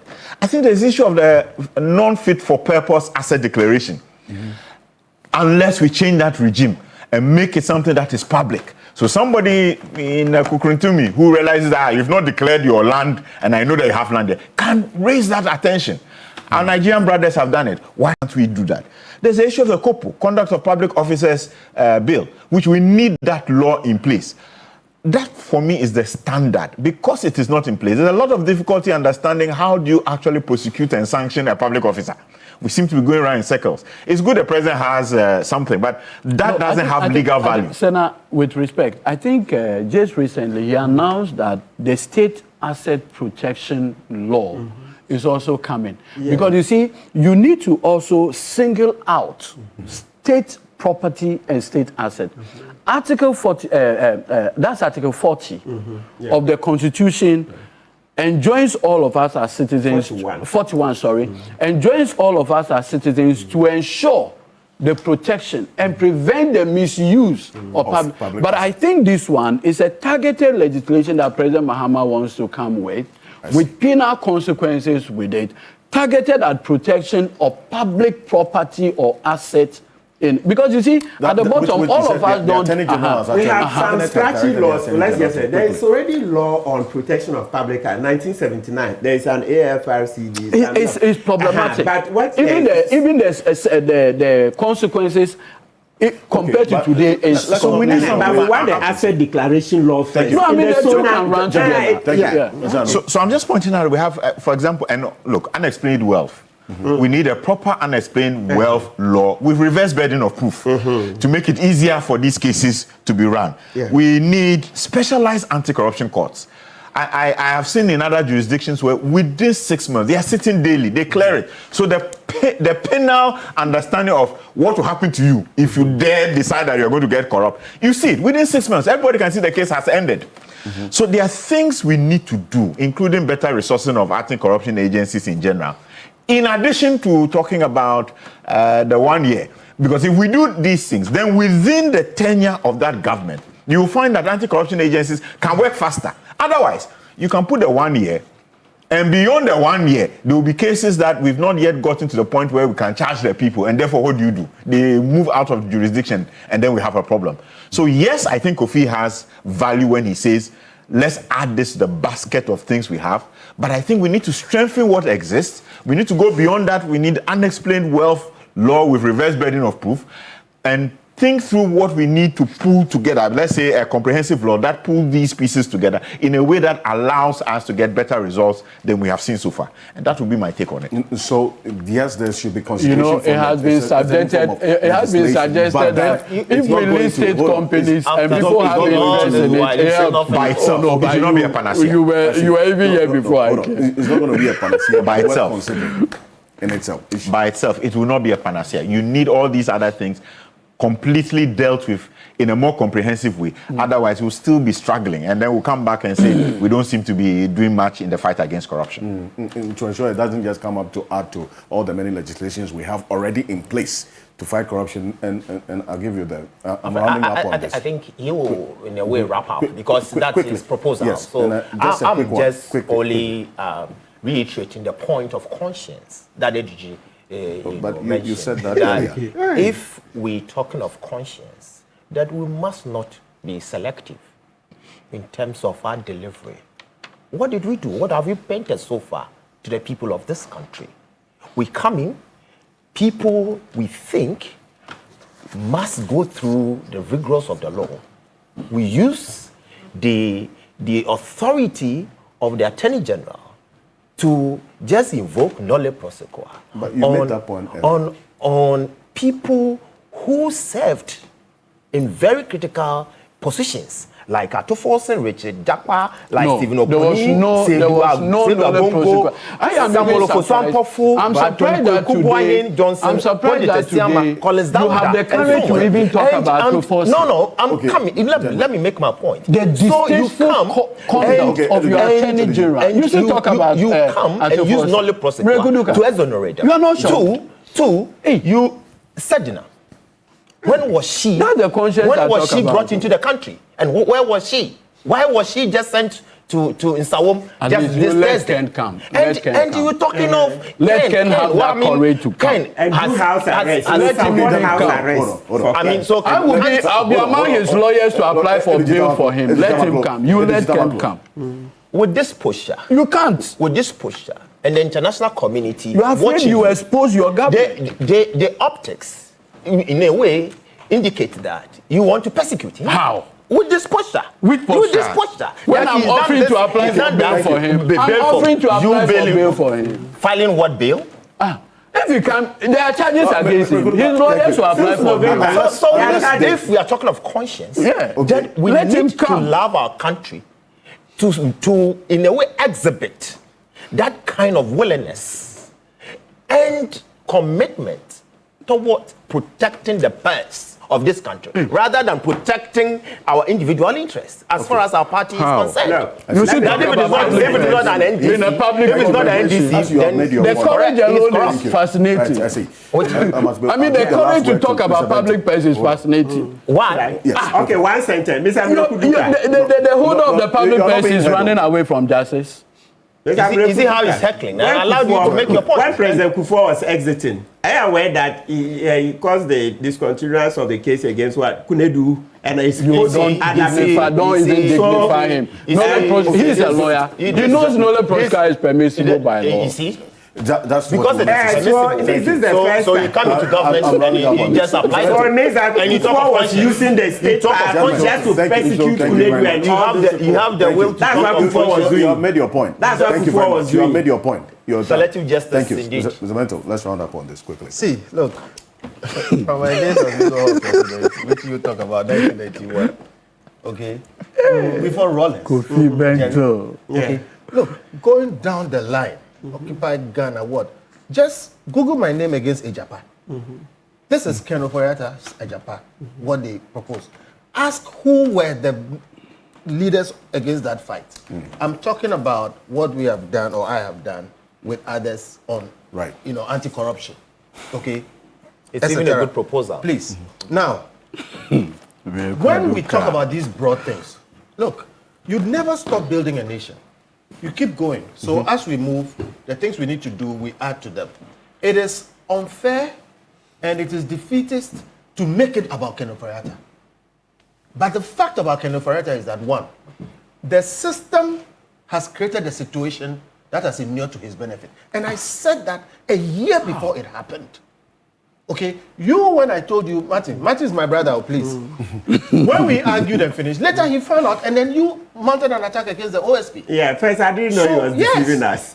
Okay, know. So look, sometimes you can listen to what I say and not understand it. I have said, and I said it long before, that the way this thing was going was wrong and was going to inure to Ken's benefit. 2, I said that given the atmosphere that was being created, no serious lawyer would advise Ken to come back. 3, I said that if you have a situation where people are demonstrating against him, his name is being mentioned and demonized, when he has not been charged, you will create a situation where the U.S., it will raise a platform for him to seek asylum. It has happened, it has been granted. The U.S. courts have actually said something. Not asylum, he got green card. No, he will claim asylum. No, once he has you are not listening to me. I said he will claim it. The U.S. government has not given him asylum, but they have strengthened his position. The point I'm making is this is not about Ken. But if you want to talk about Ken, okay, the mistakes within this system is what has given rise to the situation where we are in. Now, back to the Maybe we'll name the legislation Ken Ofori-Atta. Exactly. Again, you are making a mistake. It's very important. Let me finish my point. As if you're on a political platform. Please. Please. As if you're on a political platform. Why do you do this to Ken? Excuse me. Why do you do this to Ken? Hello. Let's legally present our views. But Why not? You have made your point. Style of advocacy. A style of persuasion. Thank you very much. The government of this is that we need to improve the accountability systems, which the politicians find a way to game.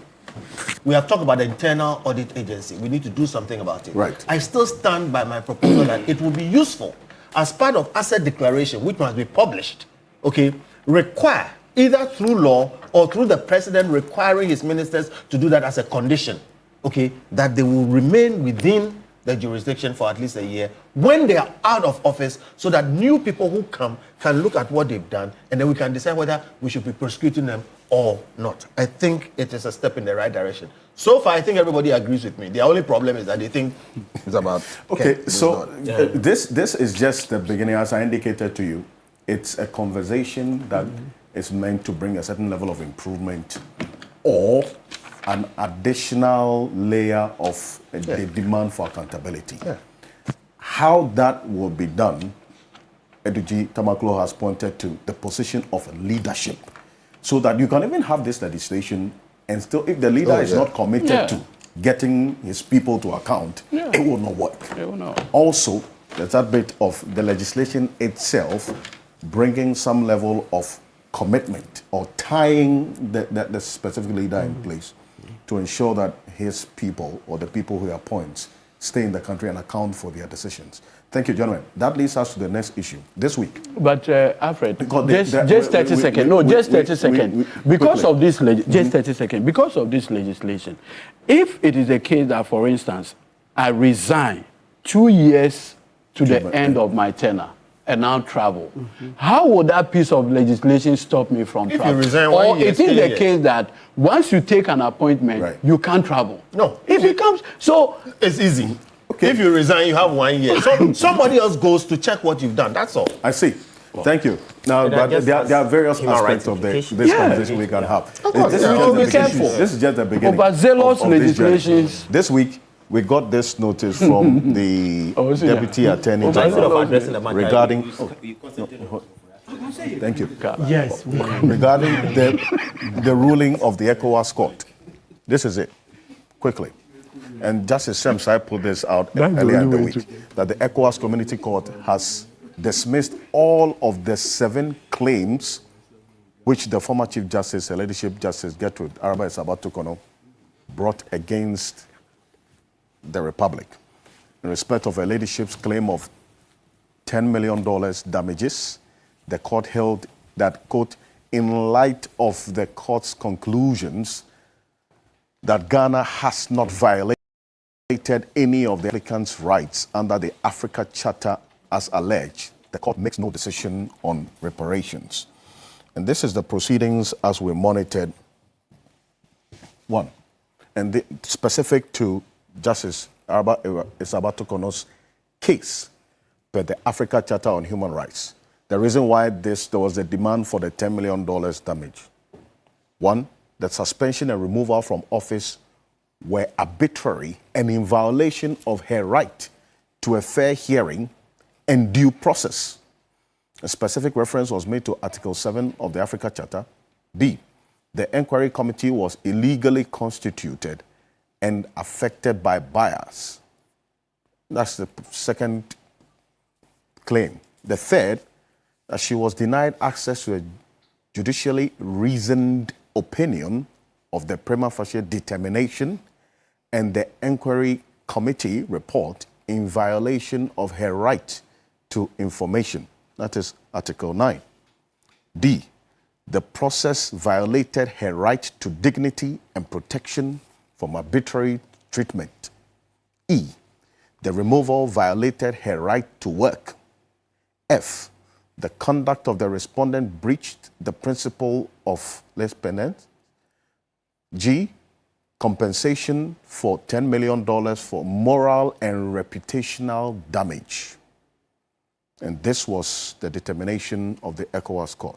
Government of Ghana via committee fulfilled its obligations of fair hearing, number one. Government of Ghana did not violate applicants' rights to be heard under Article 7 of the Africa Charter. Prima facie determination did not violate fair hearing principle. It is a filtering mechanism. So, this grounds without merit, only courts in Ghana that have jurisdiction over procedural matters of quasi-judicial bodies, and the ECOWAS Court on the matter of the competence and impartiality of Article 146 Committee, they declined to review the merit of the committee's findings. They said they don't have jurisdiction over that particular matter. Suspension from office by president did not violate the applicant's right to work. That's the ECOWAS Court's verdict. The applicant was not unfairly and arbitrarily removed from office as Chief Justice of Ghana. Decision to focus on single petition for her removal was not irregular.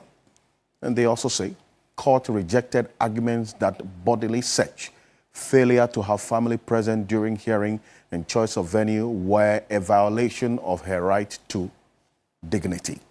And then also the court held that bodily search was reasonable and proportionate. And finally, the applicant did not make an official request for committee report. Hence, the court does not find her rights violated. Start off with you, Mr. Anu, on this, quickly.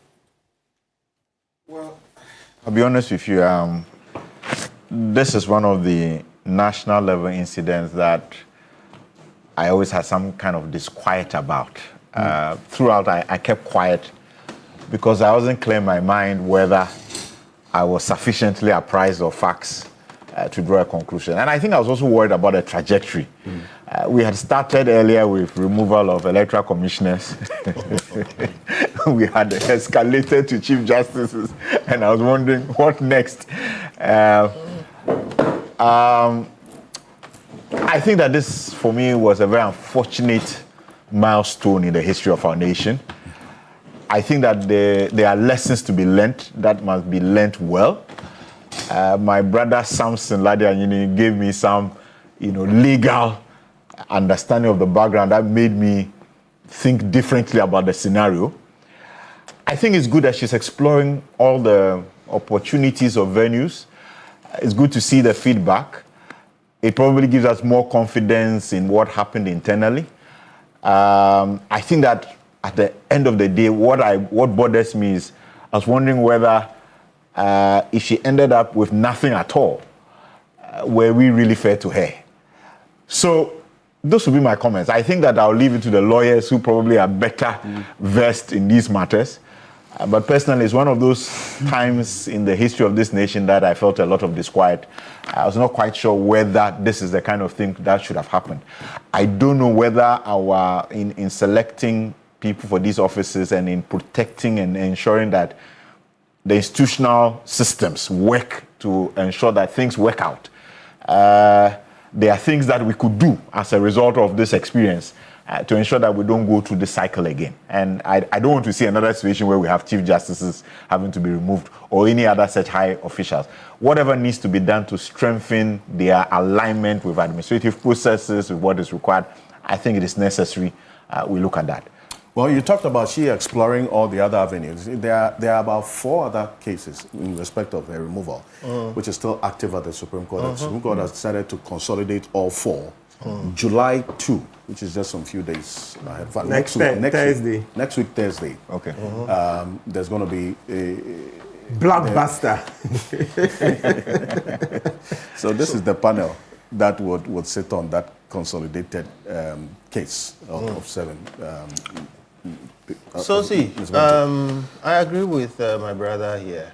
It's worrying, and for some people, it's even now exhausting. Okay, but he concluded by saying he doesn't want to see another Chief Justice hounded this way. We have set ourselves. Hounded. No, I didn't say hounded. No. He didn't use the word. You are using hounded. He didn't use the word. He said he didn't want to see another Chief Justice more or less treated this way. Okay, but the point I'm making, and I use the word hounded. I use the word hounded. Please. Okay, and I go to what Justice Sophia Akuffo said. And I respect her so much for standing up. What did she say? That this is not something upon which you take out a Chief Justice. Okay? So please, when you make that point, I ask myself, is that not where we are going? Who told you that this is not going to continue? And I've made the point and I insist, because it's worrying that politicians made these statements ahead to the effect that they don't like this Chief Justice. To the effect that, can I please finish my point? Hold on. To the effect that when they get into office, they will do what they can to remove him, and then somehow it happens. Where was that? Can I make my point? When you get your time, make your point. Please. You are referencing statements that were made. Statements that were made by politicians. Regarding the former Chief Justice. Regarding the former Chief Justice. What specific statements were those? Statements to the effect that they were not happy with her. All kinds of names were given to that panel, whatever it is. And statements were made to the effect that when they get into office, they will use whatever power they have to have her dealt with. Who said that? Please, those videos are there. Let me continue with the point I'm making. I am saying that you have a situation where when this becomes a trend, then the problem he thinks is going to happen is going to happen. Then gradually we are making state institutions more and more political. There was a time when somebody went to court and said, look, it's not every position in this country that is political. So when a president comes, it does not mean everybody must retire or resign. All right? And it was upheld that there are political positions and then there are non-political positions. Okay? As we keep going, whether by law or by conduct, we can end up in a situation where people will make these statements, and then when they come into office, somehow it happens. Whether it was a proper judicial process or people felt pressured or whatever it is, that's another matter. But then somehow it happens. Then you have the situation that Edem is complaining about or is worried about that. Then we'll convert everything to a political position. Justice Tokono is within the law.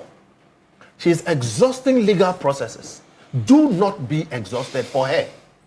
What she's doing is going down, and it will inform everybody for going forward.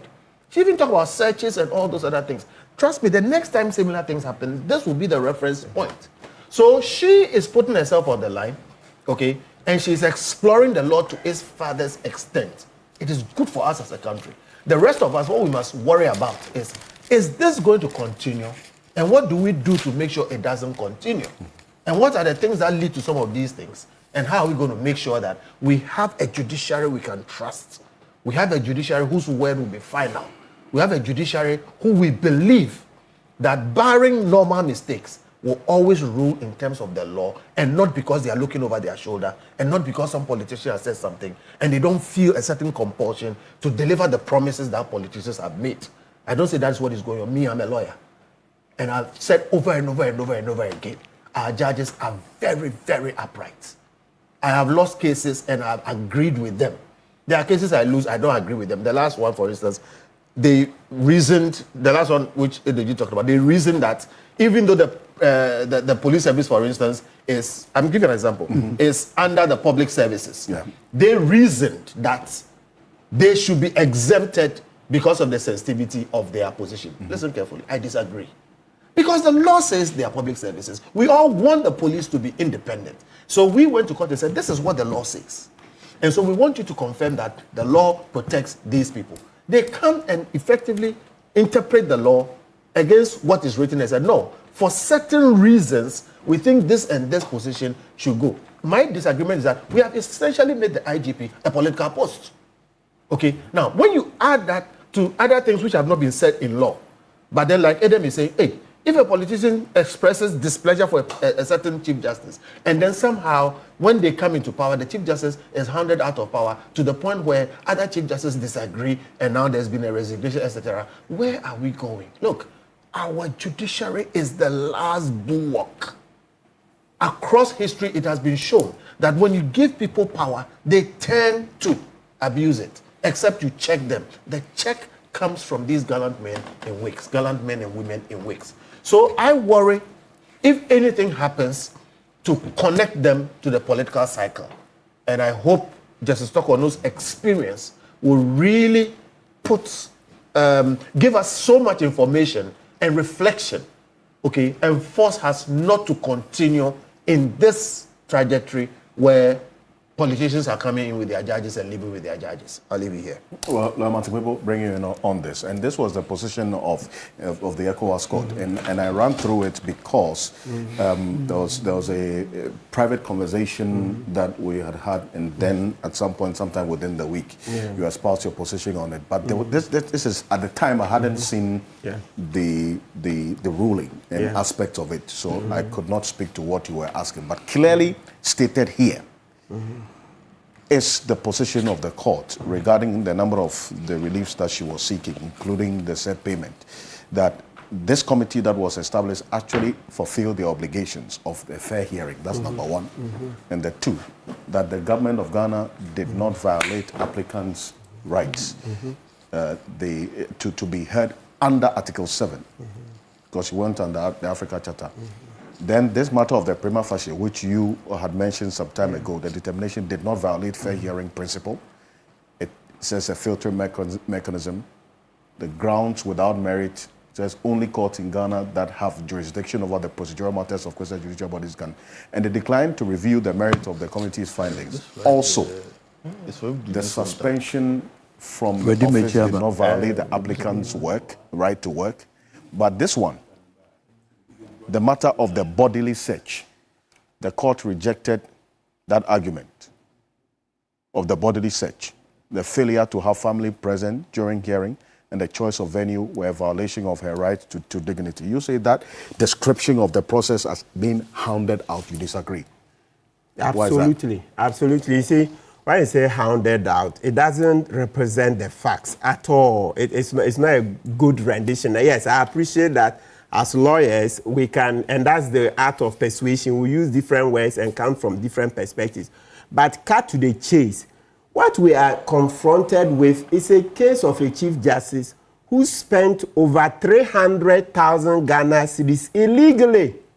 You don't call that hounding out. That actually is an insult to millions of our citizens who don't earn even 100,000 Ghana cedis the whole year. That's an insult. Evans, you earn 100,000 Ghana cedis a year. What is it? Winifred, you earn 100,000 the whole year. It's an insult to millions of citizens. Let's stop this. You see, you can advocate for her. You see, I've been supporting her that as for her right to get the prima facie ruling and the right to be accompanied by at least 2 people, I will always defend it. But you don't go and say somebody who has spent over 300,000 illegally. You trivialize the issue. And you mentioned Sophia Kufu. But we made it very clear to my dearest Sophia Kufu that, yes, we support her. I never come here without mentioning her name, at least in the past 1 year. Yeah, a little over 1 year, we've been extolling her virtues. But when this matter came, we pointed out to her that, oh, dear Sophia Kufu, this one, dear, we part ways. And you see there, I can understand why she thinks it's not serious. While she was in office, she also did the same thing. What do you mean by she did the same thing? That thing was there. What thing are you talking about? I'm talking about this travel with a relation. Sophia Kufu did it. Eniyebua did it. The audit report asked Eniyeboa's wife to refund some money. It's a public document. There's specific documentation that audit report regarding this particular yes, because this matter, issue the more you trivialize it, then the more we must state the facts very clearly. Because when you do that, then you are insulting those of us who are trying to hold people accountable. That's an insult. Check the audit report. Eni Yeboah's wife was asked to refund money. That's same breach. So why wasn't she asked to refund money? Who? So your own Sofo Eni Yeboah had left office. So why so were you your going own to do? Sofo Akufo has made the point. You can't respect somebody in the day and disrespect them in the night. It's The same principle. Disrespect, disagreement. The point is, please. Kofi, your no, it's the same point is making. When you welcome me, consistency is key. Which inconsistency? She said this was normal. How can you just... The audit report in the case of Justice Tepono This one, exonerated the propaganda is high. and please, no. We've gone through this. And just like you're saying, when you have these infractions, a refund is necessary. And your beloved Sofo Akufo, who I also respect, says that it does not rise to the point. It's not for her to say. It's not for her to say. She has been there. Constitution that She has been there, done So that. now let me say, it's not for Sofo She has been there and done that. Just for public So education. continue to respect her and agree with This her. audit reports, which specific audit report are you referring to? Please, hold on. Oh. I just want you to... Yes, just once because it it is public Auditor General's information. audit report. Oh, we had copies. They were shared. It's an audit report. Okay, as we go on, I'll pull it out. Okay, so let's make the point. But that's not enough. So this is what happened. Let's state the facts clearly so that we understand this case. So this is what happens. Under the Constitution, Article 71, right? Under Article 71, the president determines the conditions of service of Chief Justice, except many people, Yes, sir. based on the recommendations of a committee of 5 persons. Then Parliament determines the emoluments of the president, vice versa. But I'm saying that under 71, it is for the president to determine on the advice of the committee, right? So now, just briefly, so that people can follow shortly. The salaries and allowances payable and the facilities and privileges available to, then let's go B, Chief Justice and the other justices of the Superior Court of Judicature shall be being expensed, blah, blah. So that's the thing, right? So we're saying that for the Chief Justice to have the privilege to travel with her daughter or her husband, is it in what the president approved? Simple. And the Constitution is the highest law. So the judiciary went and made an illegal policy. They went and made an illegal policy where now she can go with security detail, and then sometimes they say when it is, when it is an official trip, then it is relaxed because presumably there will be security there. So I'm saying that the simple argument, what the committee held, the judiciary, they did, the Judicial Council. Yeah, so we are saying it's an illegality because because that policy was inconsistent with the provision of... Thank you very much. Thank you very much. Oh, please. I just needed a clarification on that. So 71 says the president should determine. So the point is that if you go and open the Bwando report, Irama, Green Street, all of those reports, what the president approved, did it include travel with your daughter or your husband? Respectfully, no. That is where the illegality comes from. So it doesn't matter that the Judicial Council went and did an illegality. So for Akufu benefited from it, Eni Yeboah benefited from it, right? And now Ghanaians are becoming wiser. I say, kwasieni tia na agruegu. Now we've become wiser. People are looking for accountability all over. And they went and discovered it. And some citizens brought it up. And the committee looked and said, it is not borne now. And thankfully for us, even before Tokonu was taken to court, in the Abronye DC case, Tokonu held that they cannot give the spouses of the president and the vice president. So she had earlier on ruled that it is not borne out by 71. So the committee was simply adopting precedent that Tokonu herself has set up. And I'm saying that, please, you insult Evans, you insult Winifred, you insulted millions of Ghanaians when you come and say spending over 300,000 Ghana cedis is a trifling. And I've told you. So you see, from day one, I said, no, this one, I disagree with Sofo Akufo violently. I disagree with her. Yeah, she can be lucky that when she did it, it didn't bring her consequences. But the fact that an illegality is repeated endlessly doesn't make it legal. She's lucky that she got away with it. But that doesn't then mature into now, asking that it's legal. The question is that, is it borne out by 71? Please, let's not do this. Because the more we say, oh, she was just hounded, what are the facts? Look, and the principle is that if it was even 1 Ghana cedis, please, it's the same principle. And let's not forget this hounding now. Remember me, the first day Joy FM, they interviewed me. They said, Kwebu, what would have been your advice, or if you're a lawyer to the Chief Justice, what would you advise? That very first day, looking at the facts, I said, I would have told her, resign, because I didn't see how she could win the case. You've bought the ticket. With hindsight, we are becoming wiser that, okay, maybe in future, can we categorize the offenses so that things like that, maybe a refund.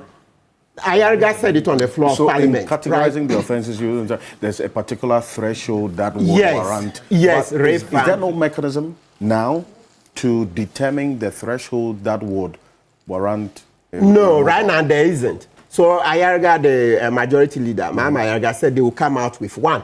And don't forget, you're calling something hounding up. This is a person that the president was willing to put aside a Supreme Court decision. Remember, Eduji brought it. What's the name of the justice? No, that said that when they start, you cannot resign. But we sat here and kept making noise that no, JM should allow him to resign. JM should allow him to resign. And I understand we're told on authority that some eminent citizens even intervened, and then JM agreed that she should bring a resignation. This is a nation that was willing to let her go gracefully, but she chose to fight on. How do you win this case? You've already bought the ticket. Which lawyer? How can a lawyer win such a case? So the point is that this is somebody the president had bent over backwards. JM had bent over backwards to save her from disgrace. And she spanned it. She spanned it. To hell with your offer of a resignation. I'll fight in court. And today you've been removed and I have no tears for talk on it. No, let's not do this. Let's be. When I said hounded, he was saying my words were harsh. He's using the term illegality. They are administrative infractions. They don't rise to the point of illegality where you're using a criminal, who says illegality is restricted to criminal law? No. Every breach of a law is an illegality. No, hold on. I didn't say criminal illegality. Every breach of a rule, even TV3, the rule is that if don't come here. Somebody commits an administrative infraction, which it's an illegality. But you are also using a very strong word. You see? Yes, you also use a very strong word. So am I getting to go into that? It's intimidating. Exactly. It's not intimidating. Today, why you are doing? So look, my key point. To that bit about the convention that had been established by this particular policy, which you identify as inconsistent with 71. So the Supreme Court has a decision, Georgina Woodson, that's the famous thing, that if you repeat something illegal for over, is it 100 years, it cannot ripen to... Thank you. It cannot ripen to legality. That's why I said, yes, first we used to revere them, but use more. You see, as a society is growing bigger, and we are becoming wiser and more knowledge, we are beginning to hold even the Supreme Court to account. So maybe that's how comes of Kufu and Yebua got away with it. But by the time Tokonu came, no, citizens have become more alert. Right. She was just unfortunate. But the president bent over backwards to receive a resignation. And you embarrass the president, embarrass the emissaries who were, embarrass us also here, who that day, when Eduji pulled the Supreme Court decision, my face became long. Because I've been here drumming that Tokonu be allowed to resign. Then when the ABG pulled out the Supreme Court decision, it had been long. As it's a 2015 decision, lawyers from time to time, you forget. My face became long, but I didn't relent. I continued that. Lawyers, quickly, you think on your feet. So I said to every rule, there's an exception. Senior Asari agreed. Many Ghanaians agreed. The president agreed. You spanned it. Has she done anything wrong by pursuing rights? So she should continue. She should continue. So can we get to talk about the ECOWAS court? Yes. So the ECOWAS court, I'm sure I can only make 2 points because time is running out. So when I read, so the ECOWAS court, I can imagine because time is gone, I can make only 2 points. Now on the ECOWAS court, I read the part about the prima facie ruling. That's what I'm interested in. Okay, good. This is the prima facie ruling part. That's the point one. Because whether it should be reason. Yes, that's the relief one. Her right to a fair trial. So she says she has a right to fair trial. Many things. The one prima facie determination did not violate fair hearing principle. This one. Yes. So when you read the judgment, at a point, the commission, or let's call it the court for easy reference, at a point they conceded that whether she has a right to rate or not is subject to Ghanaian law. So Ghanaian law will determine. Then after that, they now went ahead and said, well, so meaning that she hasn't established it for them to see that she's entitled to rate. So there's no violation. To fair hearing? Yes.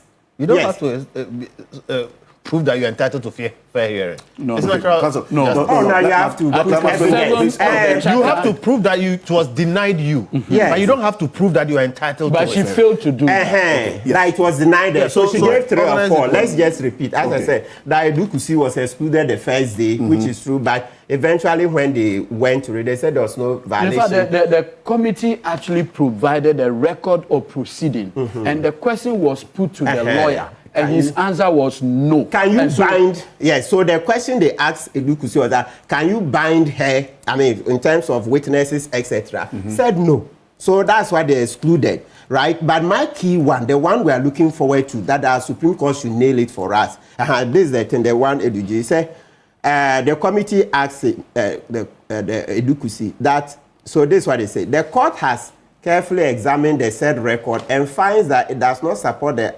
applicant's characterization of event.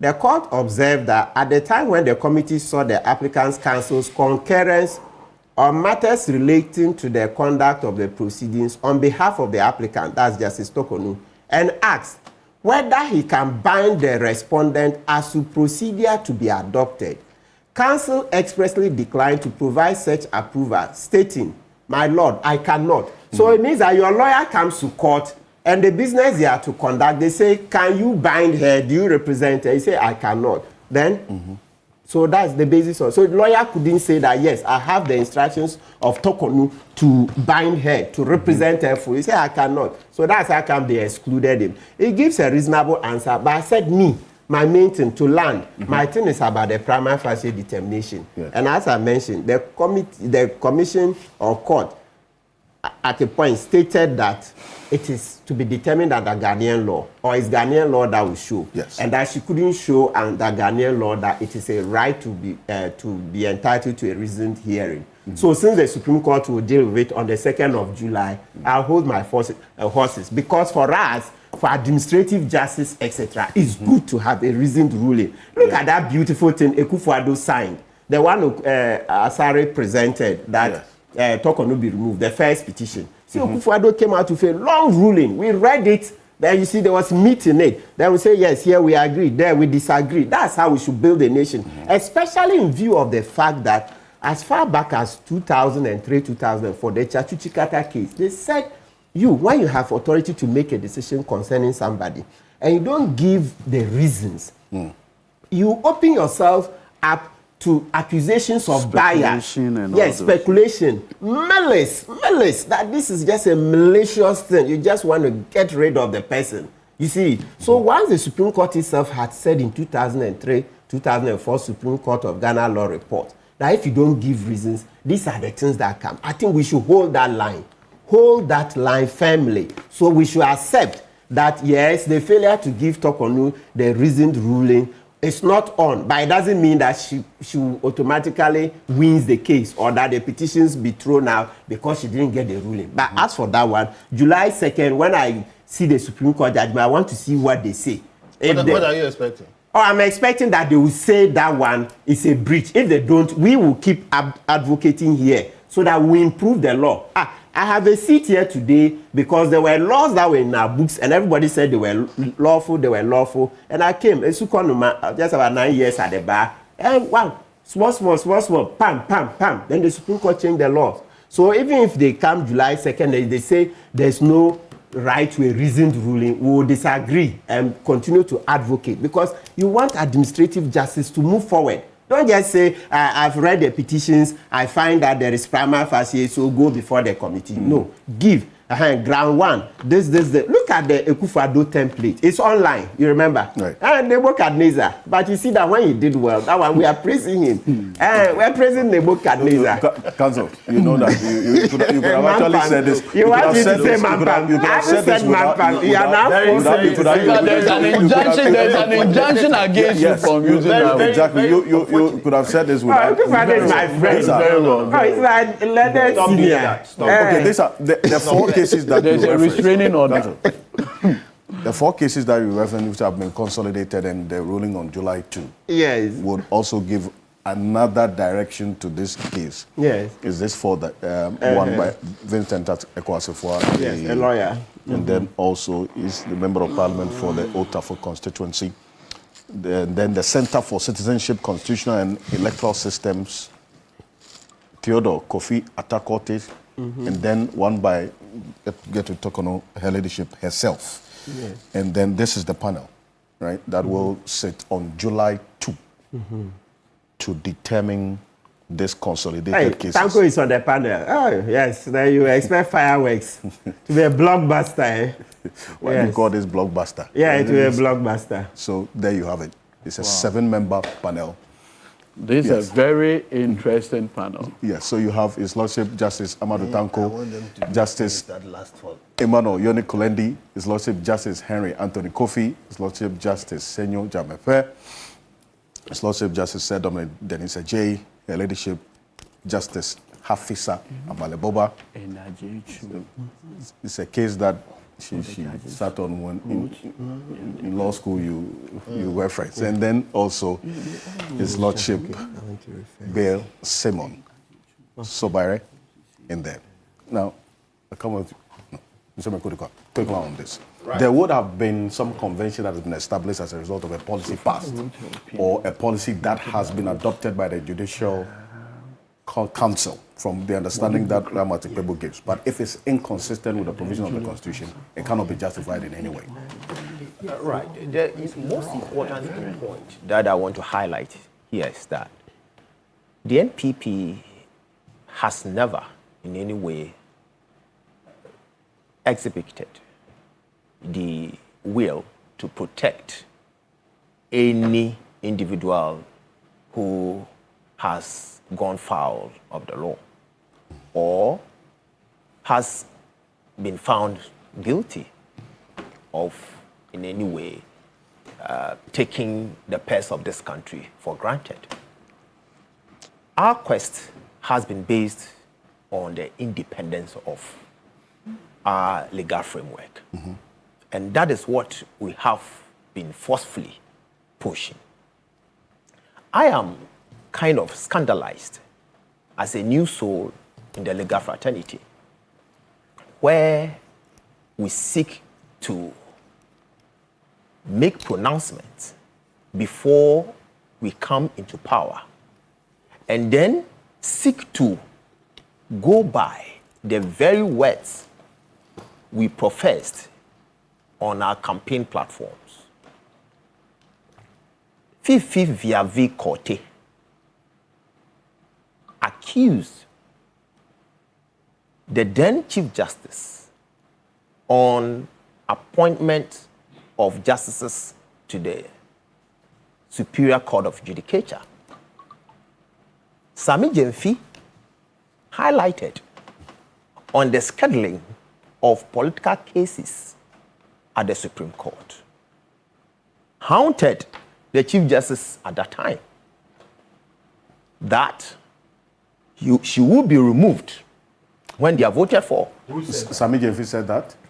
What he said is what I have said. No. But impliedly, they loudly... You mentioned Fifi and Sami Jemfi for clarity. I beg you, so I can respond, please. Please, Mr. Mekutuka. Because Sami is not here, I'm acting for him. Are you his lawyer? Yes. Hold on. You referenced 2 individuals. Which one of them specifically made the comment that the former Chief Justice will be removed? You didn't allow me to finish with my sentence. What I said was, he said, and if he didn't say so, let me know, He critiqued. So let me finish my point. He critiqued the then Chief Justice on the aspect of scheduling of political cases, FIFIs. He also critiqued the then Chief Justice of appointments of nominations of justices to the Superior Court of Judicature. Impliedly, and they shouted loud, impliedly, the impression created at that time was that the Chief Justice was going to be removed. And same impression was also mounted on the EC.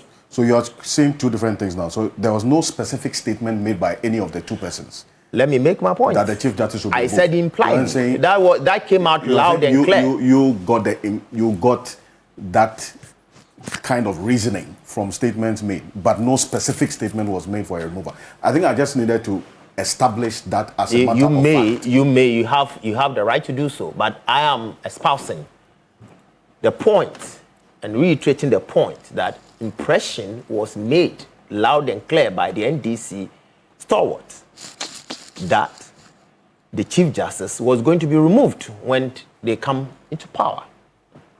And that impression has been practicalized. Now, well, let me say that the Community Court of Justice of the Economic Community of West Africa State never ruled on the entire matter that is to be determined by the justices that you've shown to your viewers. It's mentioned or ruled on the human rights aspect of it. And no constitutional declaration was made. So let me establish that. No constitutional declaration was made. So they ruled on the specific, I don't understand what you mean by that.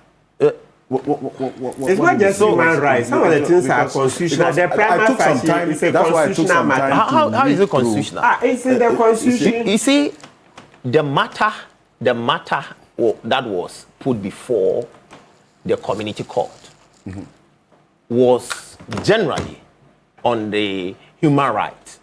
No. So you see, when you use human rights, the ruling is just 68 pages. So don't let us create an impression that the court in any way endorsed a certain political question. Which political question? There was no political question before. Will you allow me to make my point, please? Gentlemen, hold on. There were specific questions or reliefs that the court had to respond to. The court cannot answer a question that is not before it. Octopus. Yes.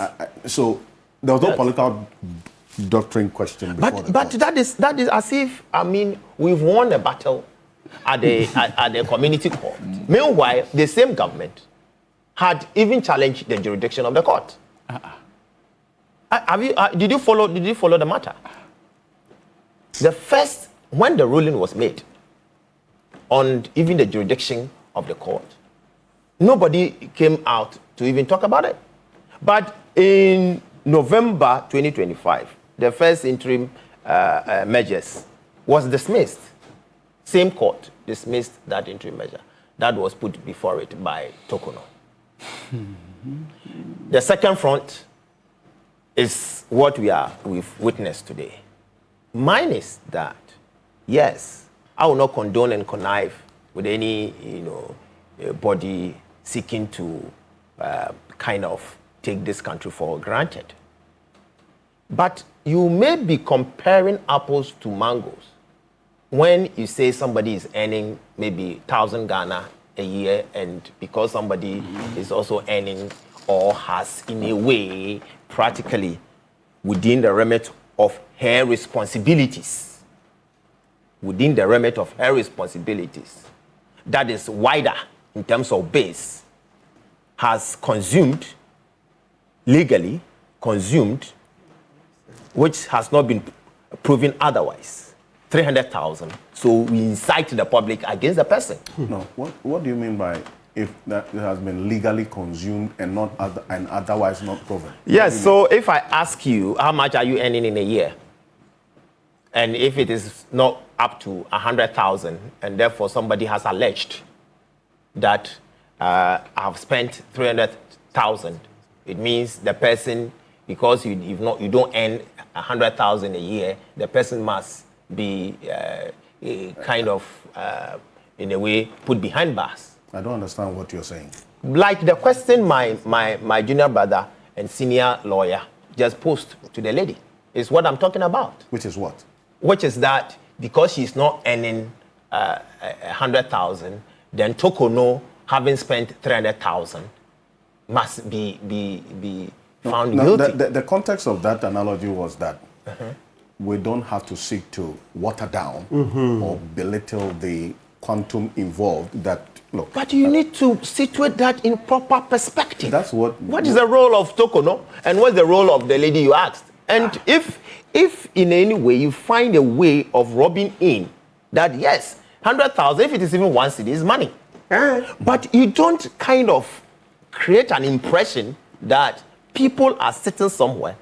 There is a political group sitting somewhere to water down or downplay 300,000, whilst you know that the role of a chief justice could even utilize 300,000 a day per the responsibility assigned to that office. So why must you come and sit here and say that because you are earning 1,000 and somebody has spent maybe 300,000 on an assignment, that person must be found guilty? An assignment or the husband an assignment? Let's allow the judiciary to be independent.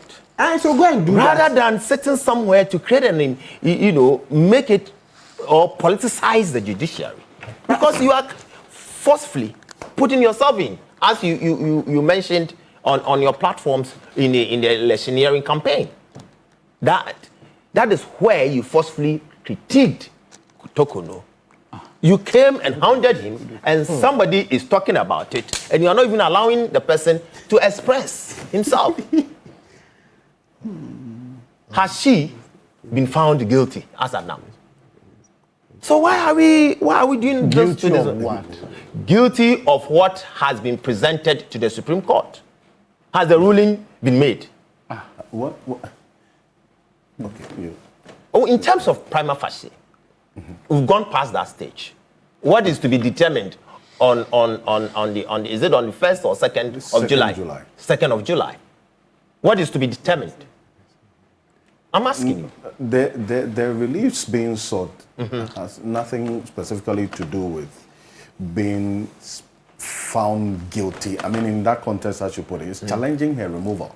But yes. Really. But so when you talk about she being found guilty of and you know, I hope, and I know you know, because you know the processes of Article 146. Yes. That was invoked. That was hinged on the petition. Process 146, yeah. The entire removal process went through what is stipulated in there. There had to be a committee that was established to investigate. We've gone past all these things. Establish whether there was basis for the removal. What guilt are you talking about? I just want to understand. The guilt of what Martin mentioned, of about the 300,000.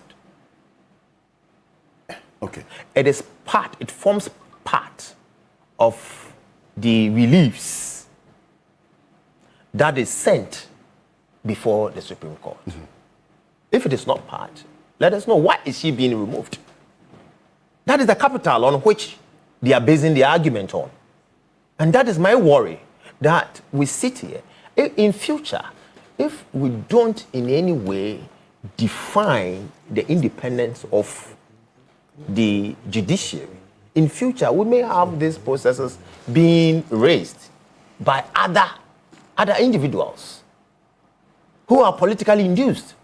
And that is why I am scandalized to see situations of this nature, especially where people in their loudest form sought to in any way persecute the woman before they even assume the realms of power.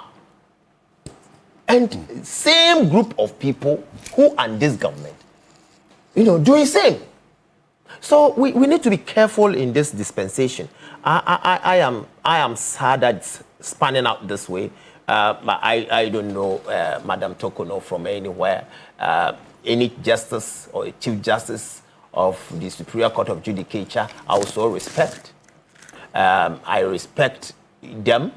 Those who have been appointed to that platform, I humbly, as a student of law and as a lawyer, I will always respect them. I mean, the names that you've outlined here, they are respected, justices of this country. And whatever verdict they come out with will be a lesson to learn. But my worry is some of us, when we get the platform and talking about the law, we need to be careful. Not in any way incite the youth against democracy. Otherwise, we may be taken for granted one day. We shouldn't forget 1979. We shouldn't forget 81. All these things are lessons for us to learn. Okay. Thank you. July 2 is a date to watch on this, on the ruling. You say it's going to be a blockbuster. Yeah. It's one. Let's do Tamaklo. Yeah. I'm expecting it to be a blockbuster. the ECOWAS court's position, as per the reliefs that the former Chief Justice sought from the courts, and then also what's going to be happening on July 2. Counsel, quickly. Okay. So, once again, I want to say this. You see, in the 1960s, something happened with the trial of Tawi Adamafio and co. Yeah. And after that decision, the President of the Republic was not happy because these were persons that were considered to be involved in a coup d'etat against him. So after the acquittal and discharge, the report indicates that the President was not happy.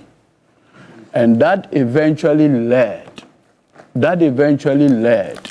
to the removal of the Chief Justice then. And so fast forward 1979 Constitution, a provision was put in the Constitution to ensure that justices of the Superior Court will not be removed in the conduct of their work. It is to provide that security of tenure when they act. That provision was repeated in the 1992 Constitution, the basis of Article 146, the security of tenure provisions. And it is clear, a judge in the performance of his core duties cannot be removed. So if today a decision comes and the President is not happy, the President cannot say, on the basis of this, I am doing this action. No. And so Article 146 then introduced the grounds on the basis on which a justice of the Superior Court can be removed. In the specific case, yes. If the President... No. Yes. I should go for it? Yeah, go to number 1. Okay, I'll pull that up. 146. And so you notice, and because you see, this is a serious platform. And by way of public education, we need to carry our people along by way of public education. So it is because of our checkered history we introduce this particular constitutional provision. And let me say this. Attempts at removing a justice or a chief justice or whatsoever is not a recent happening. In fact, the record will show that Chief Justice Apalu, when he was a High Court judge, okay, Chief Justice Apalu, when he was a High Court judge, was a member of the Commission of Inquiry that investigated Nkrumah's appointees.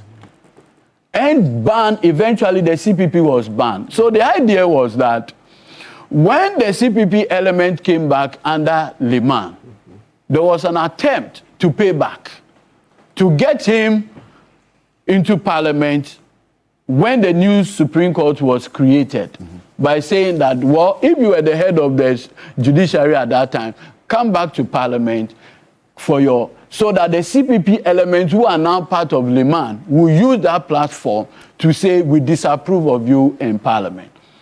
A young lecturer at KNUST, Dr. Amwaku Tufo, approached the Supreme Court through which today the locus classicus to former Attorney General was established. Look, the Ghana Bar Association also attempted to remove Chief Justice Aban. But when they realized that they could not get a prima facie through Article 146, they couched the same grounds as relief for the Supreme Court. The Supreme Court, through Pegan, Ajoye, and Co., cleverly saw that this was a removal attempt couched to look as a constitutional, interpretation matter. So quickly have it dismissed. Again, there was an attempt to remove Aqua by the respected Bright Akwete. That founded Ajay Chum. And so the point ought to be made very clear that from 1979, there had always been one attempt no, but I am just talking about how those attempts had been judicially, stopped or one way or the other. So that's basically it. You see, this morning... But in those moments, announcements were not made on political platforms. Can I proceed? You may. So one thing that is clear and without ambiguity is that for the removal of Chief Justice Tokonu, she was not, the recommendation for her removal was not because of a judicial pronouncement. That is what the law forbids. That is what the Constitution does not allow. On this platform, nobody has put out there that Chief Justice Tokonu was removed because he made a judgment against somebody or the other. Nobody whatsoever. If you made an impeachment pronouncement on a political platform. Please. You see, I listened. I listened to you, and at the point, I don't know what you were talking about, but I knew I'll have my time. What is also not in doubt is that if you look at the initial conversation of this whole process, if you recall, when Vincent Assefuah first went to the court, his accusation or prayer at that time was that Her Ladyship, the Chief Justice, had not been given a copy of the petition. Not long, the Chief Justice herself, then now removed, wrote to the President requesting for copies of the petition.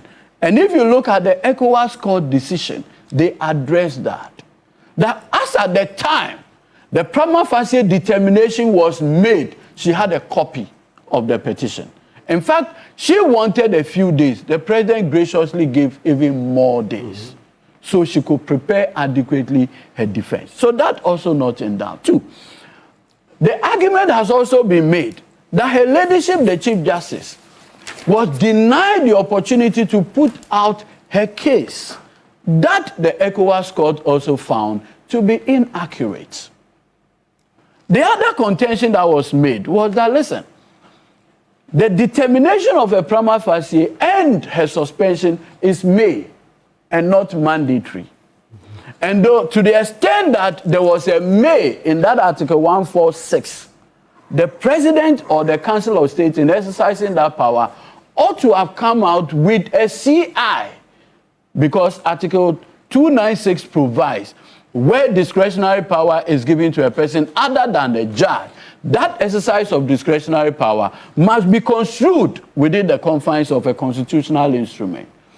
What is not in doubt is that, if you recall, in the case of Elikplim Agbamava versus the Attorney General, the pardoning of the Muntie III, that was the contention. That by reason of Article 72 on pardoning, you needed, that was the contention Elikplim made in that case, that because the President may remit or pardon, he needed to have come out with a CI. The Supreme Court, speaking through Justice Bennett, had this to say, that to the extent that that made decision is done in consultation with or in accordance with or on the advice of, the requirement of a CI is not needed. So that has also been properly addressed by our Supreme Court. And so if you look of all the issues that were raised point by point have been adequately judiciously addressed. So what really is the point? You see, this morning, I've heard and I've listened to my brother said, oh, in future, a president would conduct or do this or do that. You see, all this talk or new thing, for me, the lesson to all public servants is that when public service is entrusted in your care, remember their rules of engagement and deal within those rules. The view has been expressed today that previous chief justices had conducted themselves in a particular manner. And so that conduct has crystallized into a lawful conduct. There was a convention established because of the policy in place. Nobody said that. Exactly. So Nobody said exactly my point. I deliberately couched it for your reverse, answer. Because I knew that would be your answer. Because we know he's trying to be the chief propagandist. We know by law, there's no way an illegal conduct or unlawful conduct can crystallize into legality.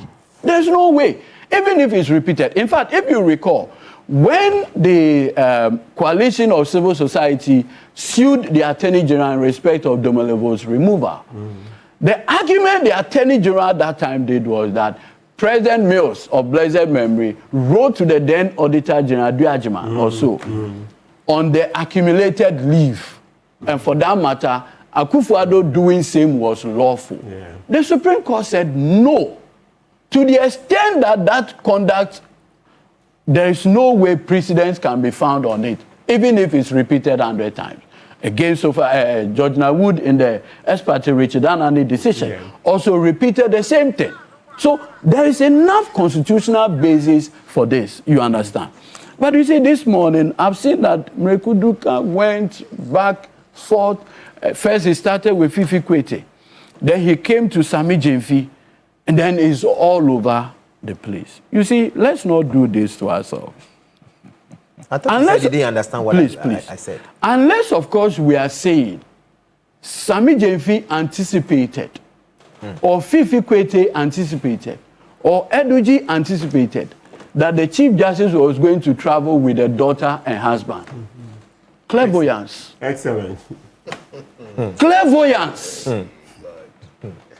No, you are basically telling me that Samuel Jemfi or Honorable Fifi Kwete anticipated that now removed Chief Justice was going to travel with the daughter or was going to travel with the husband, contrary to a policy. But you see, you remember the Chief Justice. There was a time, public conversation about pronouncement of the court. When she had the opportunity to address the public, you know what she told us? He said the law is the law. And repeated it again, that the law is the law. Why are we making excuses? Why are we making excuses this morning? Look, me, the office I hold, it's a public office governed by rules of engagement. It tells you to be mindful. I recall vividly the removal of Charlotte Osei. When the issue came up that she was going to be removed on the basis of procurement breaches, some of us said, The framers of the Public Procurement Act anticipated criminal consequences when there are breaches. However, they first said when there is a breach, that breach should first be what? The Public Procurement Authority should be informed of that breach. They will set up a committee. The committee will investigate. Upon that establishment, the PPA can take a decision, one, to abrogate the contract, rectify the contract, or even do what they call rectification. That then the criminal consequences follows. When this issue came, we said, a person holding that constitutional office of electoral commissioner, if the misconduct or the misdeed flows directly from her conduct as an electoral commissioner, then you can find a basis for her removal. At that time, Mrekuduka and Co., in justifying President Akufo-Addo's decision to remove her, told us that who the hell is Charlotte Osei? Was it President Akufo-Addo's decision? Please. This morning, workers you see, of Electoral Commission raised Daniel Ofori is a card-bearing member of NDC. Please, do you know what is happening? No, why are you saying that it was Akufo-Addo's decision? The petitioner for the removal of Akufo-Addo petition. Okay. No, did Akufo-Addo but this morning you were mentioning I knew I'll get you. This morning you were mentioning Fifi Kwete and Samuel J. But was did Akufo-Addo in any way petition? Who removed her? The law. You mentioned the law. So who removed Gertrude? Gertrude because Sammy Jemfi mentioned impeachment of Gertrude. The devil is not your friend this morning. Because he mentioned it. The devil is honorable he this predicted morning. it. Even the devil is honorable. That was what they were going to do when he had power. Akufo-Addo never petitioned anybody. So why are you mentioning Akufo-Addo? So let the point be made clear. Any attempt by any group of persons to insinuate that her ladyship, Gertrude Tokonu, was hounded out of office is not born out of the facts or the records. Okay. Look, I recall vividly, and myself and Malene Senior, on this same platform, we discussed this adequately. What was the issue then? In the midst of the hearing, I am aware of emissaries. You see? Emissaries, prominent people in this republic who approach the president and say, look, Mr. President, the woman says, or whatever, will resign. So she'll be entitled to a benefit among other things. Even when the law says once an impeachment proceeding commences, you cannot resign because then you overreach the process. The president was willing to oblige. This should tell you this is a president who has no interest whatsoever in the proceedings. So the president was willing to flout the law? Is that what you are saying? To even allow, for a greater good, to allow her. Yes. That is how magnanimous, merciful John Mahama. Yes. Akufo-Addo could not exercise that judgment. It's up to you. The person you used to worship, Nana Dodako, could never exercise that judgment. Your own party had mentioned that you're going to impeach the Chief Justice. Please. And you are here, magnanimity. You see, you talk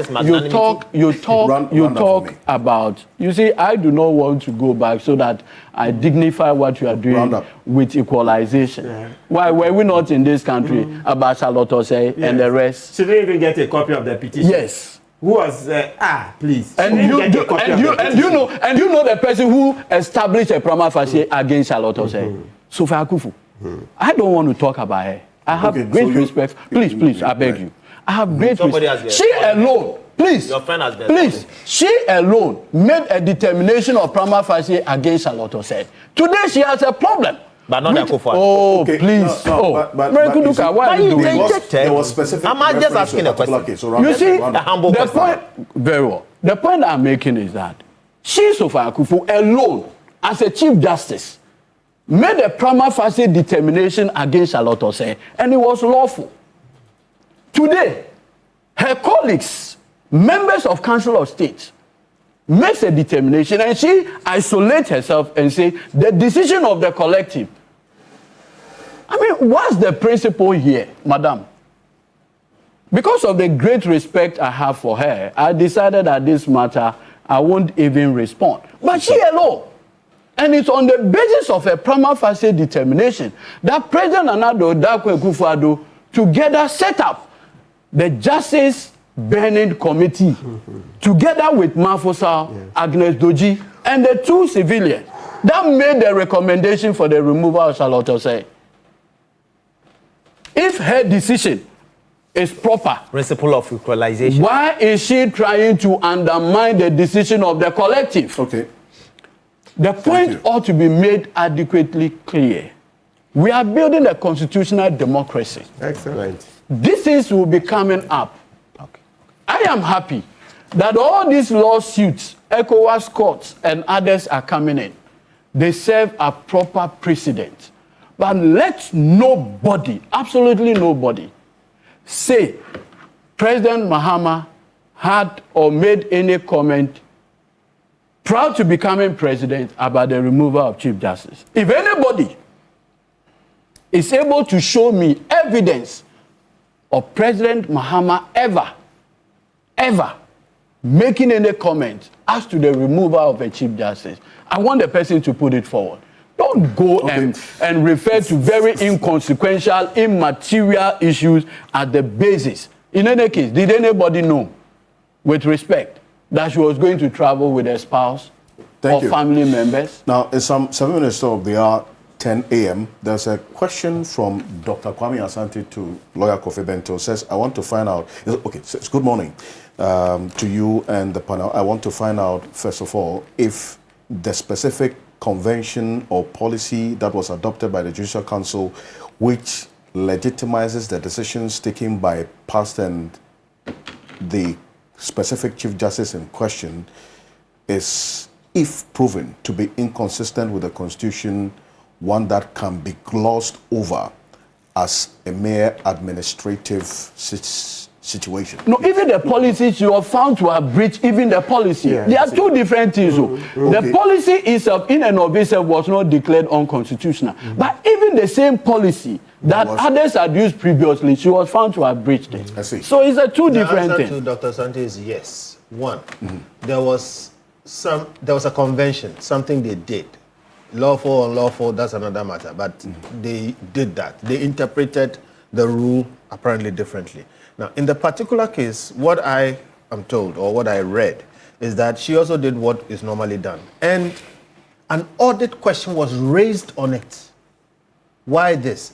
And it was answered. So in other words, it was approved for her to do it. She didn't approve those things. She went ahead and did the expenditure. Her internal auditors and accountants, etc., passed it. Auditor General raised questions on it. It was answered. And in the final audit report coming out of the Auditor General's office, it was passed. So all the things that have been said about it being illegal or whatever it is, clearly the woman did not get up and do something which was not done. And it was passed ultimately in that audit report. Now, the point that is being made is, even accepting that it was not lawful, it does not rise as an administrative lapse to the point of the removal of a Chief Justice in the contemplation of the law as it is. Okay, so the short answer is yes. But this is the long answer. Just on this particular point about the threshold and whether or not it arises. You see, and then I'll come when you open Article 146, it doesn't put threshold, it just says misconduct. So if you breach a rule, it means that, strictly speaking, any rule you breach is a misconduct. Right. If you park in the wrong place. Yes, it's a misconduct. You as a Chief Justice. Of course. Okay. You see, when Charlotte was removed, Mr. Abdullah Malik Kweku Bako went to the Supreme Court with his lawyer Samson Ladi Ayenene, and I was in court that day. His argument was that the specific allegations against Madame Charlotte Osei had nothing to do with her conduct, and that there were procurement infractions. I was in court that day. The justices of the Supreme Court asked the lawyer in open court, is it your suggestion that evidence of a breach of statute is not a misconduct to warrant such a removal? And that's how the matter ended. I was in court that day. I see. So it is either we come up with a clear legislation detailing the specific conduct that can crystallize into that removal process, or we leave it at that. Is it your contention that mindful that we're in this country, when justices, Superior Court justices were removed on Anas Aremiya's, what shall I say, exposés. Number 12 and all the matter that have come. So you see, if we say that the list is exhaustive it becomes problematic. So I was asking, is it your contention that every infraction whatsoever is sufficient ground to remove a chief justice? That question doesn't arise here. Let me ask Why we have millions of citizens. Let him allow me to ask. Let me allow so that you respond. Yeah, asking the question. He's asking that every infraction is cause for removal. Two. Exactly. Okay. Yes, let's not waste precious time. Let me ask my question. You are lawyers. Why do we have a hierarchy of Have you put hierarchy in 146? Have you put hierarchy in 146? Why do we have misdemeanors, first degree, second degree? But let's rework 146. Just answer me. No, answer me. Okay, yeah, we're answering. That's why Sophie Kufu said in the J2 case that we should come out with detailed rules, etc. No, you are not answering me. Let me ask. You are not answering me. You see, if you look at the Constitution and its architecture, the determination as to threshold is left for the president together with the Council of State. And that is why the prima facie determination is left for them. They make that prima facie determination and then like a filtering mechanism leaves the rest to persons with a skill set. And that is why if you look for the removal of the justice of the Superior Court, particularly for Chief Justice, the composition is supposed to be 3 Supreme Court judges. You are deviating. Clear review. You are not answering my question. My question was 3 lay people. And so what are we talking about? I said, I'm not deviating. Don't mind the question I asked. Why shouldn't he mind? Does every infraction constitute grounds for the removal of a chief justice? If he's arrested crossing a red light, is it grounds? Answer the question. Why is there a hierarchy of crimes? Why do we have first degree, second degree? Why do you have you put that in 146? Answer the question. Have you put that in 146? Does everything rise to the point where you remove a chief justice? Over 300,000. What is the answer to the question? Over 300,000 is what you should answer. No, let me just answer. 30 seconds. You see, the Criminal Offences Act, for obvious reason, Parliament legislated the categorization of offenses. Now, in the superior wisdom of the framers of the 1992 Constitution, they left it at misdeed. But that determination is supposed to be made, whether that threshold has been met, is the President, Council of State. After that filtering mechanism, it goes to 2 justices of the Superior Court, 3 lay people, to now determine whether that warrants a removal. That process we have gone through. So what's your answer to now, at this point, if myself and Kofi say we are more smarter, wiser than those people, it becomes it's not binary. It's not binary. It's not binary. We'll be mindful of tomorrow. We must be mindful of tomorrow. Please. Is this provision that you reference about this process of the 3 justices of the Superior Court or chairman of the regional tribunals or both appointed by the Judicial Council and two other persons who are not members of the Council of State, nor members of Parliament, nor lawyers, and who shall be appointed by the Chief Justice on the advice of the Council of State? And that's for Electoral Commission and those other persons. But when it's the Chief Justice, it requires 2 justices of the Supreme Court and 3 civilians. Yes. And in this specific case, that process went through. So procedural fairness, administrative fairness, all of these were complied with. And that is why, and you see, Martin keeps saying something about the reasoned ruling. If you look at the ECOWAS Court, what the ECOWAS Court indicated was that whole process is deliberative. It is not quasi-judicial.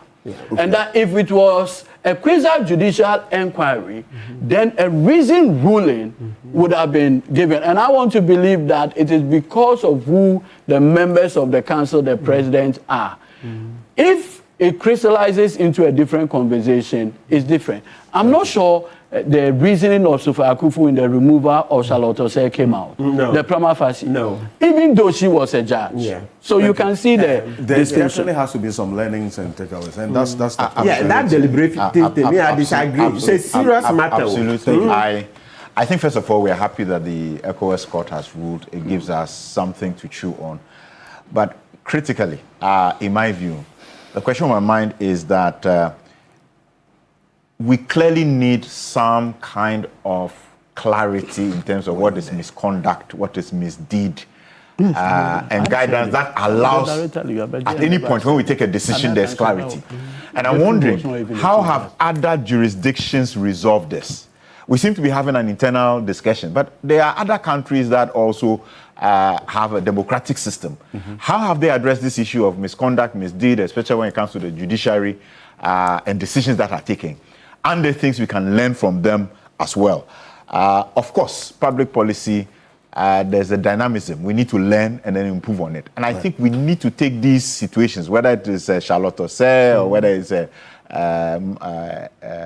Gertrude Tekonu, and see what is it that we are picking to improve our jurisprudence, improve our regulatory, our legal frameworks, such that going ahead, we don't seem to be knocking our heads on such issues. And that would be my take. It's good for her to continue exploring her rights, but much more important for us as a nation to learn from this as well as from other jurisdictions as well. Okay, thank you very much. And we're live on 3FM 92.7, also on TV3 Ghana on Facebook and on DSTV channel 279 all across the world, on 3news.com, on the Voice of London radio in the heart of the city of London, and Voice of London television as well. This one here says... Before MPP came, they said they will remove Charlotte Osei. Kennedy Jokon said it. So when you remove Charlotte Osei, would you say it's a Kufuor? Before you came, I thought you said we are done. You said you remove Charlotte Osei. Please. And you remove them. Please. See, You remove them. Must I go on chronicling the things that we said before Please. It's important. You also said it. Kennedy Jokon said they will remove Charlotte Osei. Have been made. And they removed them. Thank you. Guys, we are building a nation. Very soon we will all be gone. Listen. There is such a thing as posture and signaling. There is such a thing as incitement and solicitation. There is this statement about who will rid me of this meddlesome priest. Please Google it and read it. A king just said this. And because of that, some people took it as an order and murdered a knight. You've just mentioned about what somebody did in the past. He has also mentioned about what somebody did recently. We should move to the point where we stop this, incitement and solicitation. Who says it's incitement? That's your opinion. No. What you are saying is what I'm saying, that we should stop this thing. You can't stop. Those are shades of opinion. We should stop it. You can't stop it. We should stop it. No, you can't stop it. That's we can have that's bigotry. That's sounding in bigotry. No. When you say that's bigotry. How do you stop? You caution the very people who are now mounting the high moral horse. So we shouldn't stop. We are not stopping. So we should continue. You recount history, then you move forward. You can't stop. That's bigotry. I need to exhaust to say some opinions should not this be one said. here from there's a message. It says Blue Rose Parliament. They say apparently there's a television at the center. That all of you have gathered there to watch. That a number of statements from them regarding some of the issues you have raised. This one here says, I want to understand what Mekuduka is saying. When your government is in power and possibly benefiting from the process of corruption, how are they going to check their own corrupt officials? Khalil Man in Wa, you sent this one. There are quite a number of messages for you, Mekuduka, regarding clarity, but I think I kept asking those questions. Alfred, please tell Lawyer Duji to better just go and lecture at the law school because that is his calling. He will be a source of blessing to many students in the nation if he enters the classroom. Imagine this man. I would apply to any of the law faculties to start teaching. Obviously, University of Ghana. You don't have time. When you leave office, to kill you. The scripts. This is from Kofi Fosu Nkansa in Asen Sibonso. Thank you very much. This one here says that, good morning. The suspended Chief Justice should know that not every battle strengthens a legacy. As President Donald Trump found out in his war with Iran. Power drunkenness leads to humiliation, defeat, and loss of status, you say. Thank you. This one here, Musa Abatwa. The Constitution is clear and no one is above the law. Many public office holders have left office under difficult circumstances and moved on with dignity. Instead of prolonging the matter, we should all go by this proposal that we should ensure some level of accountability while in office. And I agree with Toby Apede, the 14th, on this particular matter of corruption. The proposal that we should at least legislate 1 year stay after leaving office is one that should be, you says, considered, but it is not only the legislation that matters. This one here from, okay, thank you. How can a government official travel with the family, whether official or private? Any provisions in the Constitution that backs that? That's the question. No. So it's the conditions, Article 71. So we have to look for the Wanda report, Green Street, all the most current one is what? That one was done when Kufuor was just leaving. That's where you find it. If it's not in that report, that's if the president doesn't approve, then it's illegal. Sam Nate Kevo is an executive of the Ghana Broadcasting Corporation, GBC Union. They said they are watching. Okay. I don't know if I should have read this, but this is GBC people, the union say, this one. No, it's good. This one says, Kofi Bento. It's called peer review. Thank you. Yes, I like that. Yeah, trust lawyers. Find an answer for you.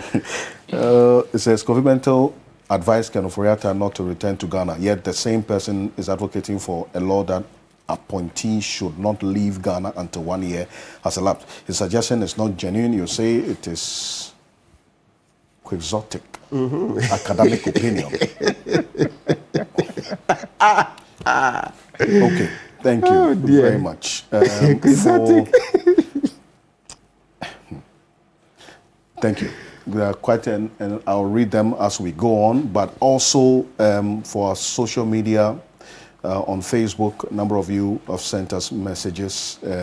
This one here says, quickly, Adolf Mate says, Alfred, there's no need for any layer anywhere. If you ever seen an NDC minister run away from Ghana after they served office, Sedinam was in Ghana before her trial started. Adolf Mate on Facebook. Thank you very much. This one, Solomon Mensah as well sent a similar message. And then this one that came through earlier also on YouTube, quite a number of you sending us messages. This one here says, Yabuafo says, Edu Jitamaklo is making a brilliant point. Lawyer Martin Pebu should be considered. Why are you all making appointments to the Supreme Court? Should be considered citizenship appointment. To the Supreme Court. Well, Martin will make a fine justice. Yeah. But now his consideration is money. Man, you want to build civil society. When you go there, you can't talk. I have to sit here and then we'll push. No, but you know, you can use the bench also to, Indeed. Oh, look at it in future. Right. Yes. We're live on the Voice of London Radio. I'll read the messages from the people in the diaspora, or those of you watching on the Voice of London television as well. So after this quick break. But as always, Key Point is proudly brought to you by Bank of Africa. And they say that from now until the end of October 2026, and take note of this, between now and October 2026, Bank of Africa is offering short-term loans at very slim rates to salaried workers. We understand you have urgent needs to sort out, and that's why we give you that quick turnaround time. Whether it's school fees, prospectus, or car maintenance, or that much deserved family vacation, Bank of Africa will sort you out fast. And the emphasis is on fast. The turnaround time you've never seen before. Visit the nearest branch or chat Fafa at www.boaghana.com to sign up. You may also WhatsApp them on 0244 338 That's for Bank of Africa, 0244 338 for some more inquiries. Sometimes all you need is a quick fix. Bank of Africa, as strong as a group, as close as a partner. The Key Point is also brought to you by GASEM. GASEM is a nation builder for decades. They have produced cement that has helped us build the nation solidly. And GASEM continues to do that. And they're holding us up as well as one of our partners for the key point. GASEM is the nation builder. And a number of you have also been commenting about my outfit this morning. It's just because we're anticipating the victory of Ghana. We've qualified already, by the way. FIFA just issued that notice that because of the matches and the outcome of the matches yesterday, we have already qualified, regardless of the outcome of this match today. But it is important that we win. Okay. So this outfit is exclusively put together by Kogra Clothing.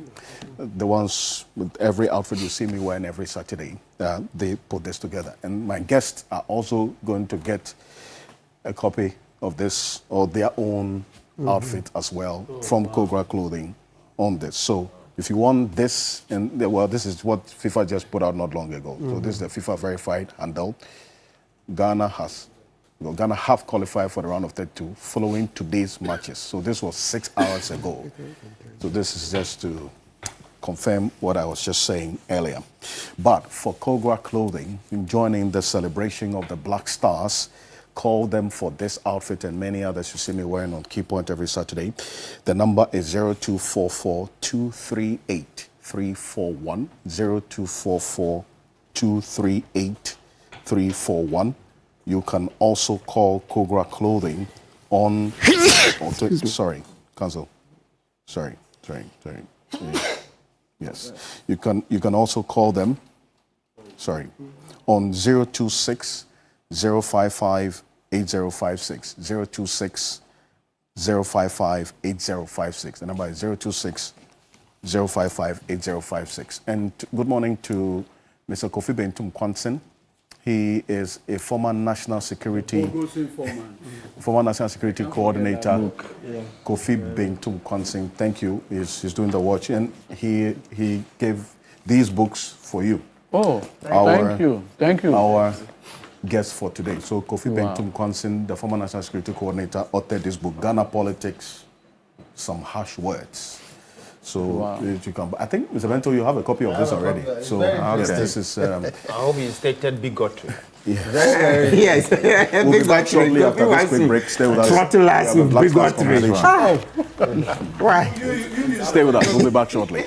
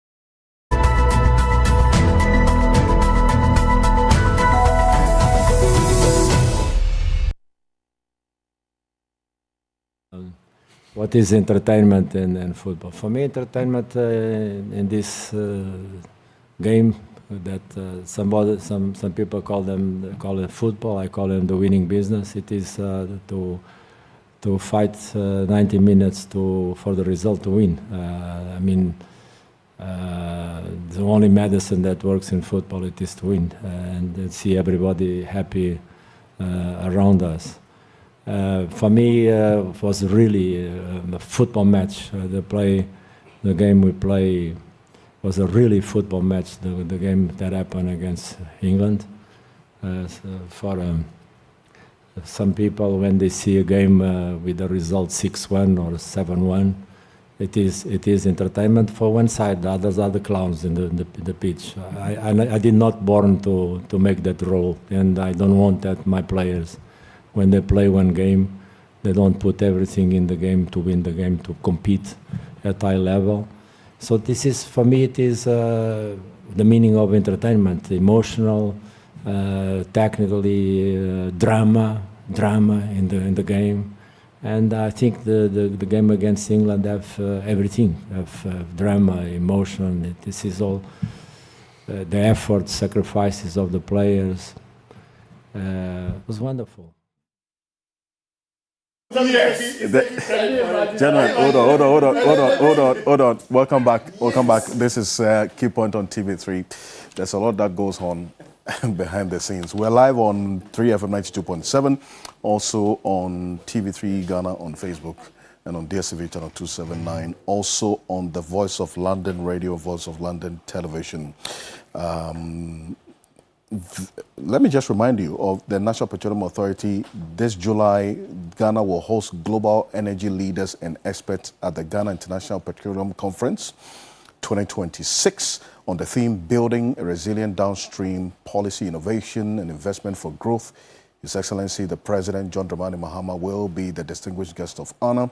Speakers include Honorable Dr. John Abdullahi Jenapo, Minister for Energy and Green Transition, Godwin Edudzi Tamaklo, who is here, the CEO of the NPA, Dr. Patrick Ofori, CEO of the Chamber of Bulk Oil Distributors, Dr. River Sinopong, CEO of Chamber of Oil Marketing Companies. The date is July 16 to 17, 2026, 8 a.m. each day. The venue is Palm Convention Center, and you can call this number to register, 055-822-3678, 055-822-3678.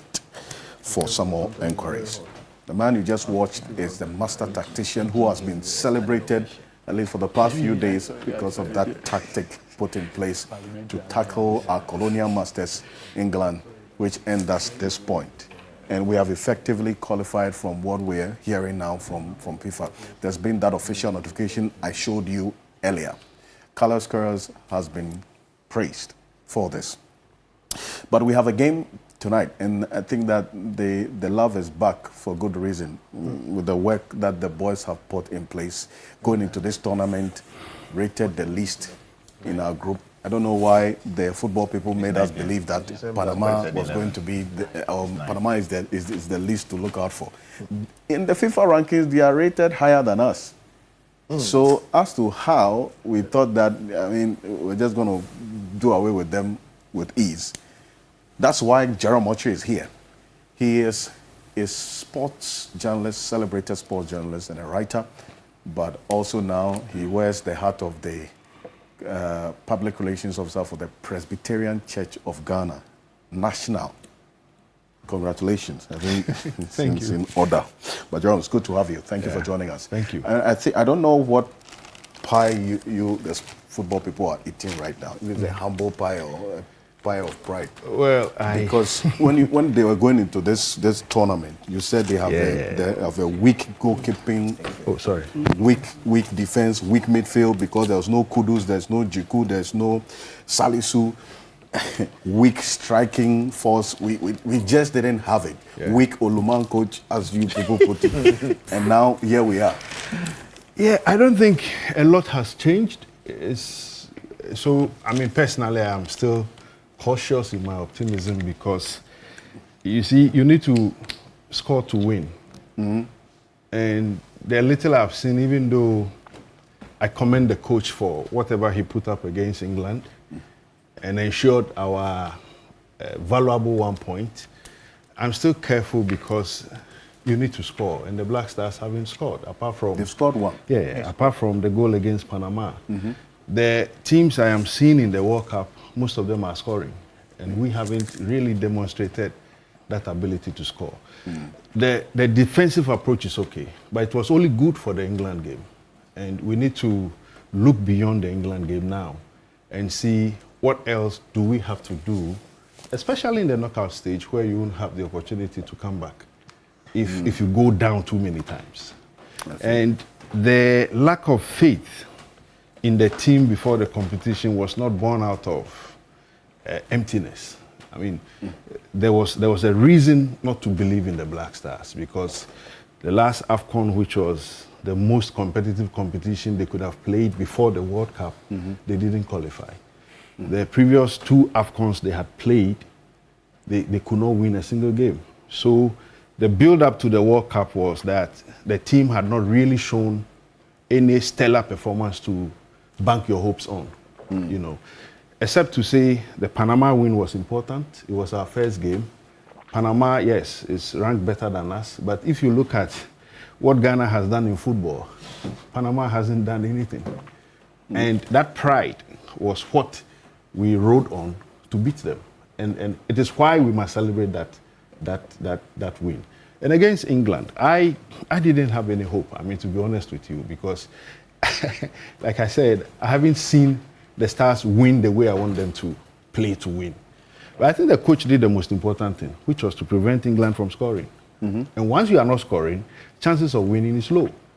And once we were not interested in scoring, what it meant was that our strategy was going to get us what we wanted. Football is more of strategy. I mean, the English media, their commentators have been saying so many things. People say, or people are saying, we play demon football. If demon football will give me what I want in the game, that demon should be celebrated. And I am looking forward to, I mean, we normally will not speak well of demons, but football. If it will give me what I want in the game, without any infringement of whatever FIFA says, then I would play that demon football and get my result. Only that I would wish that we beat Croatia, even though we have qualified. Not because anything can happen, but you see, we shouldn't create the impression as if we are there. We are not there. We've scored only 1 goal. But you know. So you also, yes, you judge the team not only by its defensive strength, which has been celebrated in this tournament, but also you want them to explore their scoring prowess because we have strikers. Yeah, because but then again, the coach is seeing what probably you are not seeing. Oh, of course. He decided that of course. he wants to play in a certain way. Of course. I mean, I have always maintained the position that we are commentators. We are not coaches. And that's why I've even been opposed to the way the FA has handled our coaching issues when it comes to the Black Stars. They don't know better than the coaches. So interferences in the way coaches work is partly why Black Stars have come down. I think what I'm seeing with Carlos Queiroz, there's evidence to show that the interference is either absent or minimal. And if we allow him to do the job, he will do it. So yes, let's not take the coach's job and behave as if we know better than him. I'm sitting here saying that we are not scoring. Perhaps he knows what to do to unlock defenses, and when he's able to score, he will lock up his defense. I want to give him that benefit of the doubt. Good stuff. I mean, I have all my panelists today dressed and draped in Ghana colors for good reason. All the replica jerseys you are seeing, different forms, except Eduji. No, that's Adam Senanu. Lamatic people has a cap, so you compliment that. So this Robert Coleman of Wembley Sports says, thank you. So this is for, in fact, there's some for all of you as well. So this one, you are not. This one is for Efo Senanu. So immediately as well. So you can't change and wear it now, but at least why you not? have it. No, we beg. Just put it I am not going to put it over my top. The camera is on him. The camera is on him. What are you afraid of? We beg you. I'm just putting it over. What's your problem? Put it on. No man, this man. Cameraman, we beg. The passion should cover everything. We beg. Exactly. Let him do the live. The passion. Can we be looking at coach, our coach, please, on the screen? Thank you. So thank you to Robert Coleman. Yes. I'm not sure why Africa has a you problem. watch the match. This is Ghana. It's national assignment. Sure. Because of the, I'm behind on work. So I see snipers. Senior I was not shown on camera. On an address. I wasn't anything to show. Kudoka is you own a football club, no? No, I support Mediema because it's my constituency. Perfect. And I've been supporting them immensely. Let's have you on this. Tactically, let me commend the coach and the boys. They've done so well, more especially when Panama is twice better than Ghana as far as FIFA ranking is concerned. Panama is ranked 34th, and we are ranked 73rd. So twice, more than even twice, better than we are. And having in any way beaten Panama is something that we need to be proud of. However, we need to be tactical beyond the field.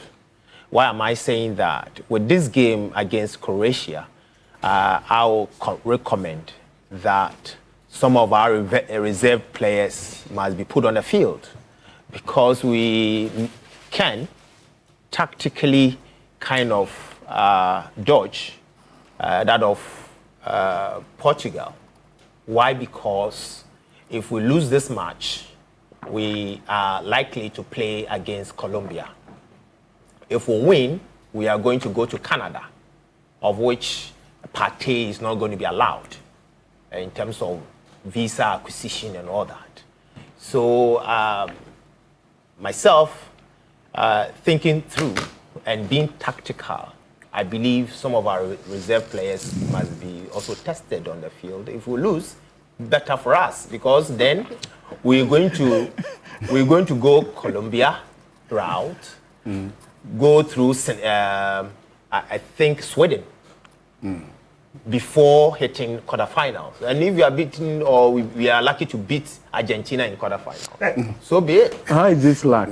Oh, I mean, there's a possibility. If we have beaten Panama, who is ranked 34th, and beating and had a draw with England with the number 4, why can't we beat Argentina? It's the possibility is there. Okay. I have so much confidence. So you would rather we lose this match? I will prefer that that route, because if you don't, you are going to Canada without Partey. Partey changed the dynamics of the game. If you are a soccer enthusiast, I see, and you practically understand soccer, he was everywhere on the field, and he was the protagonist as far as that play was concerned. So I would prefer that route to the Canada route, where Portugal, beyond Portugal, then you are going to play Spain. Yes, I see. But I don't know how Jerome feels about this proposal you are making. That lose the game tonight so that you can get an easier pathway to. You disagree? Look, I was going to say the same thing. You agree that we absolutely. We should lose this? There are permutations. When you get to the level of the World Cup, honestly, nobody is interested in playing pretty football. It's strategy. Yeah. Okay. So I was going to say, one, now that our qualification is set, we know we are not going to fall back. We need to try other people, build their confidence. Two, we need to do the permutations to know who we are going to meet. If you choose, or if you have to choose between meeting Cristiano Ronaldo, who has a point to prove against Messi and co, okay, in Portugal, right, or meet Colombia, who will you choose? So, if you have already qualified, and a win is going to lead you into Ronaldo's trap, and then you are not going to have Partey, okay, but a dignified lose or loss is a strategic move which is going to lead you to Colombia, and you are going to have Partey and other people. Which one makes sense? At this point, you talk about demon football. Which one makes sense at this point? So look, guys, no, you know what? We need to sensitize Ghanaians to this. So that when we lose tonight. The euphoria is very high. Yeah. And if you lose, people may, be a bit crestfallen. I mean, me, Black Stars, I don't watch them with my heart anymore. I watch them with my small intestine. Okay? So, if this kind of information goes out, and by the way, Carlos Queiroz is proving to be a strategist. Yeah. He's not interested in pretty football. Okay? I mean, he's packing the bus and making sure that nobody is getting through. So he might as well do what we are talking about. But the question is, how will it be received? And football, look, support means a lot. So I think people must be open to that idea. So on the balance, the pendulum swings for you towards that route of lose tonight and get a better path to progress in the competition. Yes, honestly, what I've been checking a few things. It looks like whether we will not lose, we have to choose between Portugal and Colombia. Yeah, if we draw, we'll go into Portugal. Yeah, I mean, we'll go to Canada to meet Portugal. But the question now becomes whether we are going to play in Canada or US. And when it comes to Canada or US, party becomes an issue. Okay. So Colombia will play in Atlanta, I believe which is still in the US. And then we'll go. You see? But Colombia is when we top the group. No, when we lose. That's what Colombia is when we lose. That's what it looks like. When we win, you let the football we are going to Canada. But you see, I'll come to you. Okay, Jerome. If this is one that finds favor, it's very tactical. Well, you see, there's another school of thought. What I want at the end of the day is progress, each and every team, which we have already secured. What I don't want us to do is to think that even with defeat, we are okay, so we should lose. Because you see, the knockout stage of the competition will demand more than whatever we have seen in the group stages. And while I agree with the strategy, I mean, football is strategy. You need to do things that will inure to your progress. That's why Jose Mourinho, even though I don't think it's a good thing, he would tell his players, take a yellow card, take a red card, miss this game, so the next 2 games you can play. It is strategy. He wants to lose a player for a game that he doesn't consider so important, so that player will be available for the next 2 games, which is more important to him than maybe the fans. So the strategy makes sense, but I'm also looking at the psyche of the team. We shouldn't forget, and I keep making this point, that we are not a team that has been winning. So a win has its own advantage for us. It builds confidence. It shows the world that you have the ability to win, and you can win at the most difficult time. Maybe we are in a catch-22 situation where we are not sure which way to go. This one has its own advantages. This one also has its own advantages. Left to the coach. In fact, if I am the coach, and especially knowing the role Partey can play, maybe for this, on this occasion, I will accept a defeat, and so that I get Partey to play the next game. They can be quite a boogie side. I see. You watch the team close up than we did. We watched on TV, but you were quite close to the action against England. I mean, the verdict that we are not as good as we think, is it one that you agree with? I think football is largely a question of whether the person is informed.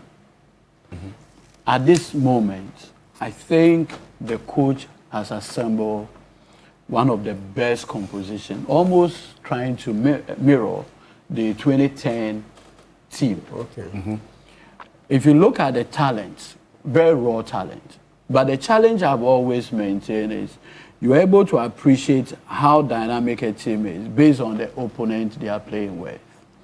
If you look at our first 11, even against England, hardly would you see 3 sets of players that have played either the same league or the same team consistently for a year. Different people coming together within this period. If you compare to the English national team, you can have the likes of Declan Rice, you can have Saka, all playing every week consistently. You can see Madweke, you can see Eze, all of those guys. So there's a certain level of consistency in terms of they play together. That you don't see with a Blaster. Okay. Now, notwithstanding that obvious deficiency, against England, they were able to basically mark out prominent individuals. I mean, for the first time, I saw the likes of Jude Bellingham and co. Obviously frustrated. I could see, like he said, Harry Kane basically marked out completely out of the game. Look at the excellent work the likes of Opoku, Sibo, Ajete, and co were doing. This is their first World Cup, for Christ's sake. But the confidence level, look at our goalkeeper. His reflexes, absolutely stunning. Asari, right? Asari, Benjamin Asari. Absolutely stunning. But that is also consistent with the philosophy of the coach, Carlos. Even when he was assistant to Alex Ferguson, that was basically what he was doing with the Manchester United team. Lock the Catenaccio, kind of play. Lock the back. Keep it up. They locked the back to the point that it got the English team to also play defensive. And so you saw a situation where they got their goalkeeper basically doing more of the work. They considered the penalty. It just wasn't given. Exactly. Jedi was not given. Maybe going into the game, one person suggested that our players should also develop the attitude of protesting more. And that if there was more protest, possibly would have gotten the penalty. Carlos Queiroz responded to that. He says that you are saying the team should respond. He said that the VAR went for coffee. No, yesterday at the press conference, he says if they had protested, they could have been given a yellow card. And he didn't want to risk it. He didn't want to risk it. And it is the job of the referee and the VAR. But he said the VAR went for coffee. Yes, exactly. Oh, at that time. That's why. I mean, like he sarcastically said the VAR. But the point I want to make is that I've seen strategies being urged on the team today. You see, at the core of FIFA's work is fair play. So going into a game with the mindset of losing, it's fair play. Well, I understand that fair play. Well, I will concede to the superior, the superior wisdom of my learned senior on this and experience. But you see, I strongly believe that for whatever it's worth, I mean, this is Ghana. The pride and everything of the stake of the republic is also at stake. If you go into a game with Croatia, first of all, Croatia is a very respected team, except that they are coming with a bit more aged players comparatively. And so it should be a dignified outcome. And so if you go in and you concede 4 goals in the name of losing to go and play Colombia, it will be obvious on the face of the pink sheets that this one is problematic. So I in all the support I have for the Blaster, my honest prayer is, look, why? We're able to defeat, which country that we defeated and progressed in the 2010 one? The Asamoah squad. There was a very good team. Even with you. Even US, we did well. Yeah, we beat US. We beat the US. We beat US. But Even Serbia. At that time, Serbia was number 2. Okay. It was Czech Republic. That was number 2. That's 2006. No, he's talking of 2010. Yes, Serbia at that time was either for one of them. But even with that, it was a very respected outcome. Uruguay and co. Even Uruguay, we could have defeated Uruguay for all those. But there's another school of thought that we need to win. And you know, you see, 30 seconds. You see the psychology of the Colombians. Their terrain and others mimic us. They are very tough mentally. Yeah, very tough. And so such mentally tough people, I am cautious to having them as opponents. Yeah. Portugal, with the likes of Cristiano Ronaldo, Nunes, and all those guys, without a little party. flip. Without a party. The problem is with the party. But I understand GFA is doing a fresh application, visa application for him because it's allowable. And also contemplating the option of a further review. And also, even the third one, a diplomatic direct engagement And I with think the that is a Canadian, valuable thing. Canadian authorities, It's so all that go. we can All get go. Partey To be part of I'm listening to the strategies, but thank you. Please, they should go and win the game. Let's win the game. And this is my school of thought. 33 million. No, this is citizenship against corruption. This is citizenship against corruption. Let me hear you. No, disagree. I disagree. I love Kofi and strategy. I mean, my brother has always been about strategy. In fact, I'm a strategy person.